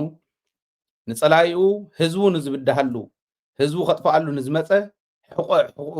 ግንባር ግንባሩ ኣስናን ስናኑ ኢሉ ክመለስ ዝኽእል ጅግና ሰራዊት ከም ዘለዎ እቲ ህዝቢ እውን ብደንቢ ክሕበን ምእንታን እዩ ተወሰነ ደቃይቅ ሂበ ዘቕረብክዎ ብረገፅ ካብዚ ንላዕሊ ይግብኦም መዓልታዊ ስለ ናቶም እንተነቕርብ እውን ፍጹም ኣይስልችወናን ተኣምር እዩ ንሕና ጥራሕ ኣይኮናን ዓለም ዘገረመ ሰራዊት እዩ ዘለና ዓለም ዘገረመ ሰራዊት እዩ ዘለና ፀላኢ እውን ዝመስከረሉ ሰራዊት እዩ ዘለና በዚ ተሓበን የኽብል ዝደሊ ሰራዊት ትግራይ ደጊፍና ኣብ ጎኒ ዞም ጀጋኑ እዚኦም ኮይንና መንነትና ከም ነኽብር ሃገርና ከም ነውሕስ ምንም ጥርጥር የብለይ ንሕና እውን ብወገንና ከምኡ ተሪርና ንምቅላስ ንሕማ ኣይኮና ንቐፃሊ እውን ብደንብ ክንቅፅለሉ ኢና ክብል ደልየ ሞናፍቱ ናይ መወዳእታ ነጥበይ ክሓልፍ ካብ ዲዲኣር ሙስና ዝቕበሉ ልያብለው ዲዲኣር ንፀላኢ መሳርሒ እዩ መሳርሒ እዩ ክብል ከለኹ ዲዲኣር ጌርና ሰራዊት ትግራይ በቲና ናብ ገዛ ስለ ዝተመለሰ እሞ እታ ትግራይ ከዓ ሓፂራ ስለ ዘላ ቦቲ ኤርትራ ጌርና ኣላ ቦቲ ኣምሓራ ጌርና ኣላ በዚ ዓፋር በዚ ከምዚ ጌርና ከቢብና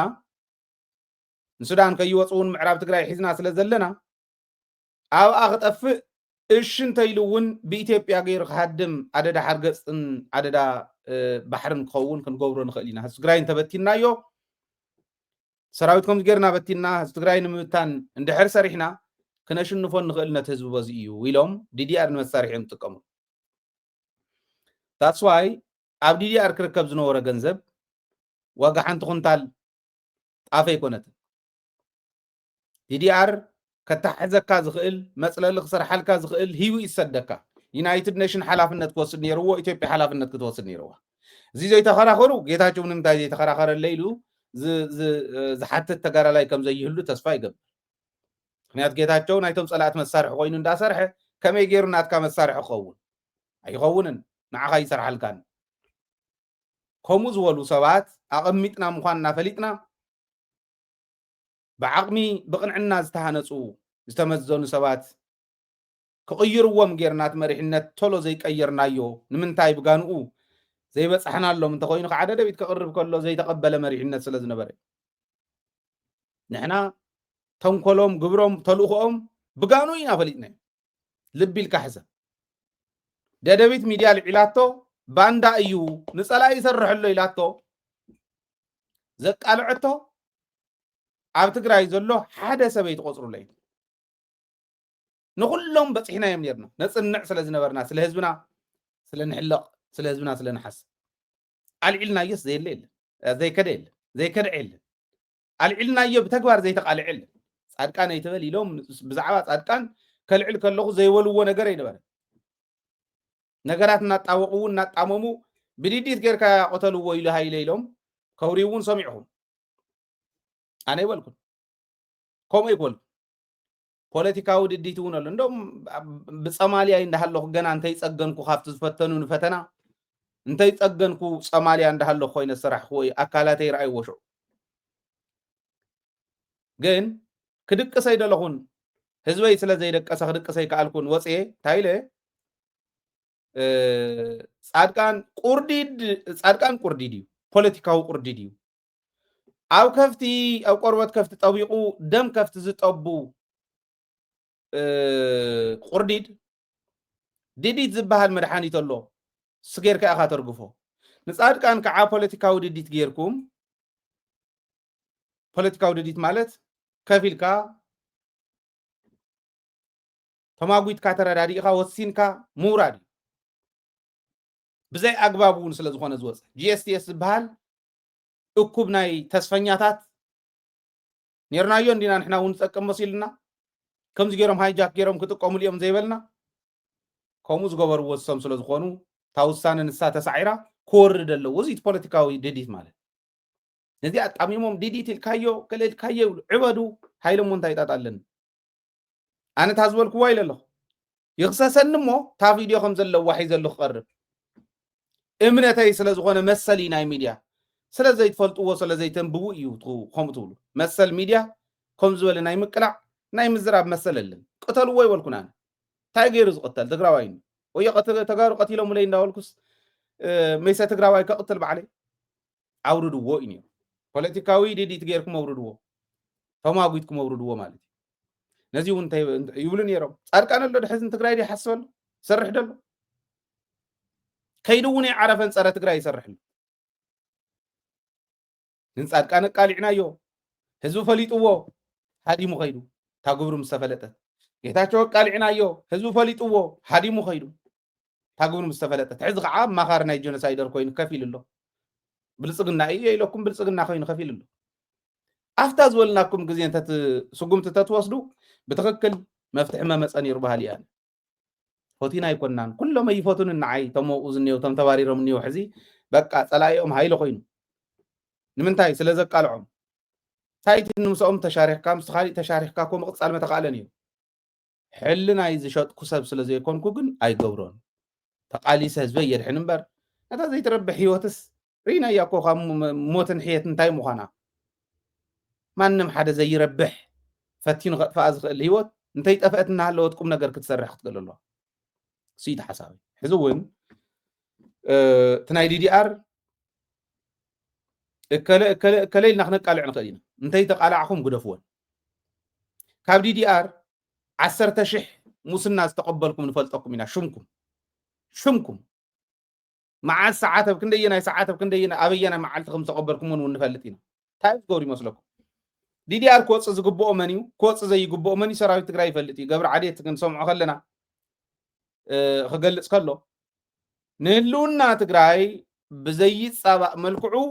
ዲዲአር ንድግፎ ኢና ኢሉ ናይ ሰራዊት መትከል ናይ ሰራዊት ኣቋም ክዛረብ ከሎ ቅዋም ናይ ሰራዊት ከቅርብ ከሎ ንህልውና ህዝቢ ትግራይ ንሰላም ህዝቢ ትግራይ ብዘይፃባእ መልክዑ ማለት እንታይ ማለት እዩ ዲዲአር ንዝምልከቶ ጥራሕ ክንገብሮ ኢና ማለት እዩ ንዝምልከቶ ጥራሕ መን ዲዲአር ኣብ ዲዲአር ክካተት ንሶም ይፈልጥዎ እከለ ክብል ኣይክእልን ወይ ከም ዝበለ ከም ዘይበለ ክብል ኣይክእልን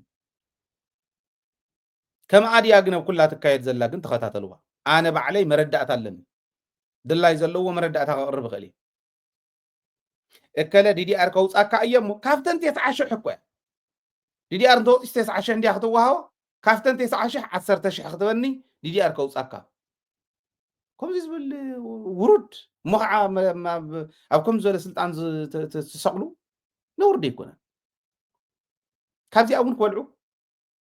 ኣነ ሕዝቱ ሙስና ምስ ፍሕፍሑ እምበር ዝብልዕ ቅርሺ ኮይነን ኣይኮናን እዚአን ገና እኮ ገዝኦም እንተይኣተው ንጓሎም ንወዶም ክዳን እንተገዚኦም ተወዲአን ትራንስፖርት እውን ክእትዎም ኣይኽእላ ካብዚአን ክበልዑ ሙስና በቃ ኣይዶን ኖ ከመይ ዓይነት ጌርካ እዚኦም ከተፅርዮም ከም ትኽእል ኣይርዳእክን ነውሪ እዩ እከለ ኢልና እንተየዋረድናኩም ሽምኩም ስለ ዘሎ ኣብ ኢድና እንተየዋረድናኩም ፅረዩ ውፁ ካብዚ ከም ዝበለ ጉዕዝና እዚ ግዕዝና እዩ ካብዚ ከም ዝበለ ግዕዝና ክትፀርዩ ክትክእሉ ኣለኩም ውፁ በዓልኩም እየ ዝብል ዘሎ እምብልና እንተኢልኩም ግን እመኑኒ ክነቕርቦ ኢና እከለን ክንዲዚኣ ወሲዶም በዚኣ መዓልቲ እከለን ካብ እከለ ከምዚ ኢሎም ሓቲቶሞም ዲዲአር ክነውፃካስ ሙስና ክትበና 10,000 ክትበኒ ንስኻ 10,000 ካብ 10 እንተኮይኑስ ክንደይ ይኸስድ 100,000 ንባዕሉ እውን ዲዲአር ዘውፅኦ ማለት እዩ እዚ ሓደ ናይ ዲዲአር ካልኣይ ኣብ ዲዲአር ክሳተፍ ዘለዎ ቶም ምልሻ ናብኢኹም ክትገርፍዎም ቶም ክርቢት ናብኢኹም ክትገርፍዎም ተወሰነ ተቃሊሲ ሰሊሙ ይብሉ ከመይ ዝበለ ተሓሳስባ ዘለዎ ኢኹም ዝገይሩ ንሓው ነተንእሽተይ ሓንቲ ኩንታል ጣፍ ዘይገዝኣ ገንዘብ እውን ዋላ እንተኾና ነዚአንስ ከይረክብ ኢሉ በቃ ከምዚ ዝበለ ሕስድና ተራእዩ ይፈልጥ ከይንዕቁኹም ባዕሎም ሕዚ ከመይ ይንዕቁዎም ይኾኑ በዓል ጌታቸው ሕሰቡ ንዓኦም እዮም ዝሰርሑ ነይሮም ተላእኽቲ ብሪሞት ኮንትሮል ኣዲስ ኣበባ ኮይኖም በዓል ሽመልስ ኣብዲሳ ዘሽከርክርዎምቶም ሕዚ ንእከለ እሰሩልና እንዳበሉ እንዳተላእኽ ዝስደደሎም ዘሎ ዝኣስሩ ዘለው እውን ኣሲሮም ምስዳዶም እዮም ዝርኢ ዘለው እምበር ብዓይኒ ህዝቢ ትግራይ ኮነ ብዓይኒ ፀላኢ ንዑቃት ውሩዳት ምዃኖም ንህዝቦም ፅላል ክኾኑ ዘይኽእሉ መራሕቲ ምዃኖም ከምኡ ከም ዝሓስብዎም ቶም ፀላእተይ ይፈልጡ ፀገምና እዚ እዩ እዚ ብደንቢ ሕሰብሉ ከምኡ ይግበርን ምልሻ ትግራይ ማ ሻዕብያ ካብ ዝወረሉ ካብ ወራር ሻዕብያ ጀሚሩ እስካዕ ዝሓዘ ኣብይ ኣሕመድ እስካዕ ዝመፅእ ምልሻ ትግራይ ብዘይ ደሞዝ ይሕሉ ነይሩ ድንበር ቦርደር ይሕሉ ነይሩ ኣብይ ኣሕመድ ምስ መፀ ዝኩሉ ዓመት ፀኒሖም በሉ ከይዱ ገዛኹም ኢሎም ሰድም ትወዲ ምልሻ መግዝእ ደፍተር ስኢኑ መግዝእ እርሳስ ስኢኑ ዝተረፈ ትምህርቲ ዘይከደ ሕክምና ምሕከም ስኢኑ ህይወቱ ዝሓለፈ ክንደይ ኮን ይህሉ ይኾን አንታ ንሕና እኮ ተቆፂሩ ዝውዳእ መርገም ከይኮነ ናብዞም መራሕቲ እዚኦም እኒሄ መራሒ ክትኮን ከለኻስ ከምዙ ሓደ ኣባወራ ሓደ ሰብኣይ ናይቲ ገዛ ርእሲ እዩ ርእሲ ገዛ እዩ ደቁን ተጠምዮም ሰበይቱን ተዓሪቃ ዘድልዮም ሕክምና እንተ ዘይረኺቦም ሓላፍነት ክወስዳ ዘለዎ ሰብኣይ ኣይሰርሑን ሓቢሮም ኣይኮነን ዝብል ዘሎ ከምኡ ማለት እዩ መራሒ ርእሲ ናይቱ ምምሕዳር ርእሰ ምምሕዳር ወይ ርእሲ ናይቱ ብሄር ርእሰ ብሄር እንተተባሂሉ ናይ ኩሉ ፀገም መፍትሒ ባዕሉ ዋላ ይፍጠር መፍትሒ ክፍጠረሉ ዝኽእለሉ መንገዲ ናይ ምምችቻው ግን ሓላፍነት ተሸኪሙ እዩ ዝወፅእ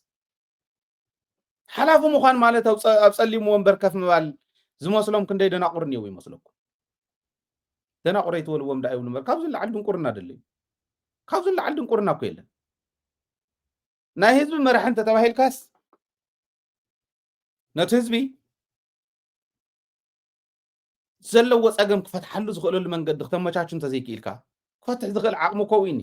ንዕኡ ሞቢላይዝ እንተዘይጌርካስ እንታይ ኢኻ ደኣ እሞ ክትሰርሕ ብፀሊም ወንበር ከፍ ስለዝ ማዓኮርካ ክተምውቕ ካብ ወፃ ደሎ ወንበሮም ይቑካ ስለ ዝኸድካ ኣብ ወንበር ከፍ ስለ ዝበልካ ሓላፊ ክትበሃል ኣይትኽእልን ሓላፊ ማለት መራሒ ማለት መሪሑ ዋላ ቀጣን መንገዲ ትትረፍ በታ ቀጣን መንገዲ መሪሑ ህልውና ህዝቢ ዘረጋግፅ ይመርሕ ማለት መን እዩ ዝሓስበሎም ዞም ምልሻ እዚኦም ቅድሚ ሕዚ ቆም ኢሎም ተረፊቶም ሕዚ እውን ከምኡ ዲዲኣር ነቶም ምልሻ እውን ነቶም ከራቢት እውን ከካትት ኣለዎ ባህሊ ከካትት ኣለዎ ከም ህዝቢ ፈተና መፂና ከም ህዝቢ ኢና ተላዒልና ብረት ዝሓዘ ኩሉ እታ ዲዲኣር ትምልከቶ ስለ ዝኾነት ኣካትትዎን ባህሊ እያ ወረዳታት ሓላፍነት ተዋሂብዎን ኣለኹም ዝግባ መዝጊበን ኢተዋ እከለን ተዋሂሉ ሌላን ጉሌላ እንተይኮነ ዝኣተወ ዝተቃለሰ ሰሙን ይኹን ክልተ ሰሙን ከኣት ኣለዎ ተንቴስ ዓሽሕ ለውጢ ከምፃየን ማለት ኣይኮነን እንተነኣሰ ግን ዲዲኣር ከካተቱ ክኽእል ኣለዎም ዝብል እምነት ኣለኒ ናይ ጉድኣት ኩናት ዝምልከት እውን ምትሓሓዝ ኣተሓሒዝካ ልክዕ ከምቶም ኣብቲ ሕሉፍ ታሪክ ናይ ዕድቃዊ ቃልሲ ዝተጎድኡ ባዕሎም ተወዲቦም ዝተወሰኑ እምበር ትዝበዝሕ ተደርቢ እዩ እንተወሰነ ፅቡቅ ጅማሮ ኣለቶም ካልኦት ከካትዎም እውን እንዳፀዋዕኹ ቶም ናይ ሕዚ ከምኡ ክንገብር ክንክእል ኣለና ዳሕራይ ከይምለስ ናይዚ ዓመት ናይዚ ይኹን እዚ ዝበለ ወራር ናይዚ ከም ዝበለ ወራር እንዳበልና ጉድኣት ኩናት እንዳስተኣናገድና ክንከድ የብልና ፖለቲካዊ ፍታሕ ዘድልዮ ፖለቲካዊ ፍታሕ ክመፀሉ ክእል ኣሎ ነገር ግን ትሕዚ ዘሎ ጉድኣት መሬት ዘሎ ከመይ ጌርና ኢና ነልዕሎም እስካዕ ሕዚ እኮ እግሮም ሓሲኹ ዝሳቆዩ ቆልዑ ኮን እዩ መናእሰይ ገና ንዓለም ምንም ዘይቆንጠሩላ ነዚኦም ግልፅ ኢሉ ዘይርእ ዓይንስ ትግራዋይ እየ ይኽብል ነዚኦም ግልፅ ኢሉ ዘይርኢ መራሕስ መራሒ እየ ይኽብል እዚ ኢና ክንሓስቦ ዘለና ዝብል እምነት ኣለኒ ኣብዚኡ ኩሉና ኢና ክንነጥፍ ዘለና ከም ህዝቢ እውን ከም ኣመራርሓ እውን ዝብል ክቕምጥ ደልየ እዚ ለክዛዝም ናይ ሎም ምድላውና ምናልባሽ ምስትዋስ እንተኮይኑ ደደቢት ምሕጋዝ ሕጂ እውን ናትኩም ሓላፍነት እዩ ንሕና ስራሕና ክንሰርሕ ኢና ንስኹም እውን ስራሕኩም ስርሑ እዚኣ ናይ ዓዲ ኣካውንት ንኣያ በብዝኽኣልኩም ሓግዙ ኣብ ቀረባ እዋን ከምቲ ትማል እውን ዘቕረብክዎ ፃውዒት ክነቕርብ ኢና ሬድዮ እውን ክንከፍት ስለ ዘለና ህዝብና ክነቅሕ ዘሎ ኩነታት ክፈልጥ ክንገብር ነቲ ገባር እውን ዝኸውን ናይ ሬድዮ ኣገልግሎት እውን ክንብል ኢና ክንምኮር ኢና እስካዕ ሽዑ ግን ነዚ ቴሌቭዥን ጣብያ ሓገዝ ምግባር እውን ኣድላይ ስለ ዝኾነ ኣብ ዓዲ ዘለኹም በዚኣ ሓግዙ ኣብ ስዑድ ዓረብ ዘለኹም እውን እዚ ኣካውንት እዚኣ ክትወስዱ ትኽእሉ ኢኹም ኣብ ካሊእ ዓዲ ዘለኹም ናይ ኣውስትራልያ ኣካውንትና ዝይመስል በዚኡ እውን ክትሕግዙና ትኽእሉ ኢኹም ኣብ ታሕቲ ፔይፓል ኣለኩም ጎፈንድሚ ኣለኩም ናይ ኣባልነት ፎርም ኣሎ ኣብ ዩቱብ ቻናልና እውን ጆይን ትብለላ ጆይን ክትገብሩ ትኽእሉ ኢኹም እዚ ለክዛዝም እየ ናይ ሎሚ ምድላውና ሰላም ምሳኹም ሰላምን ዓወትን ከዓ ምስ ጅግና ህዝብና ክኾን ትምኒተ እዩ ትግራይ ትዕወት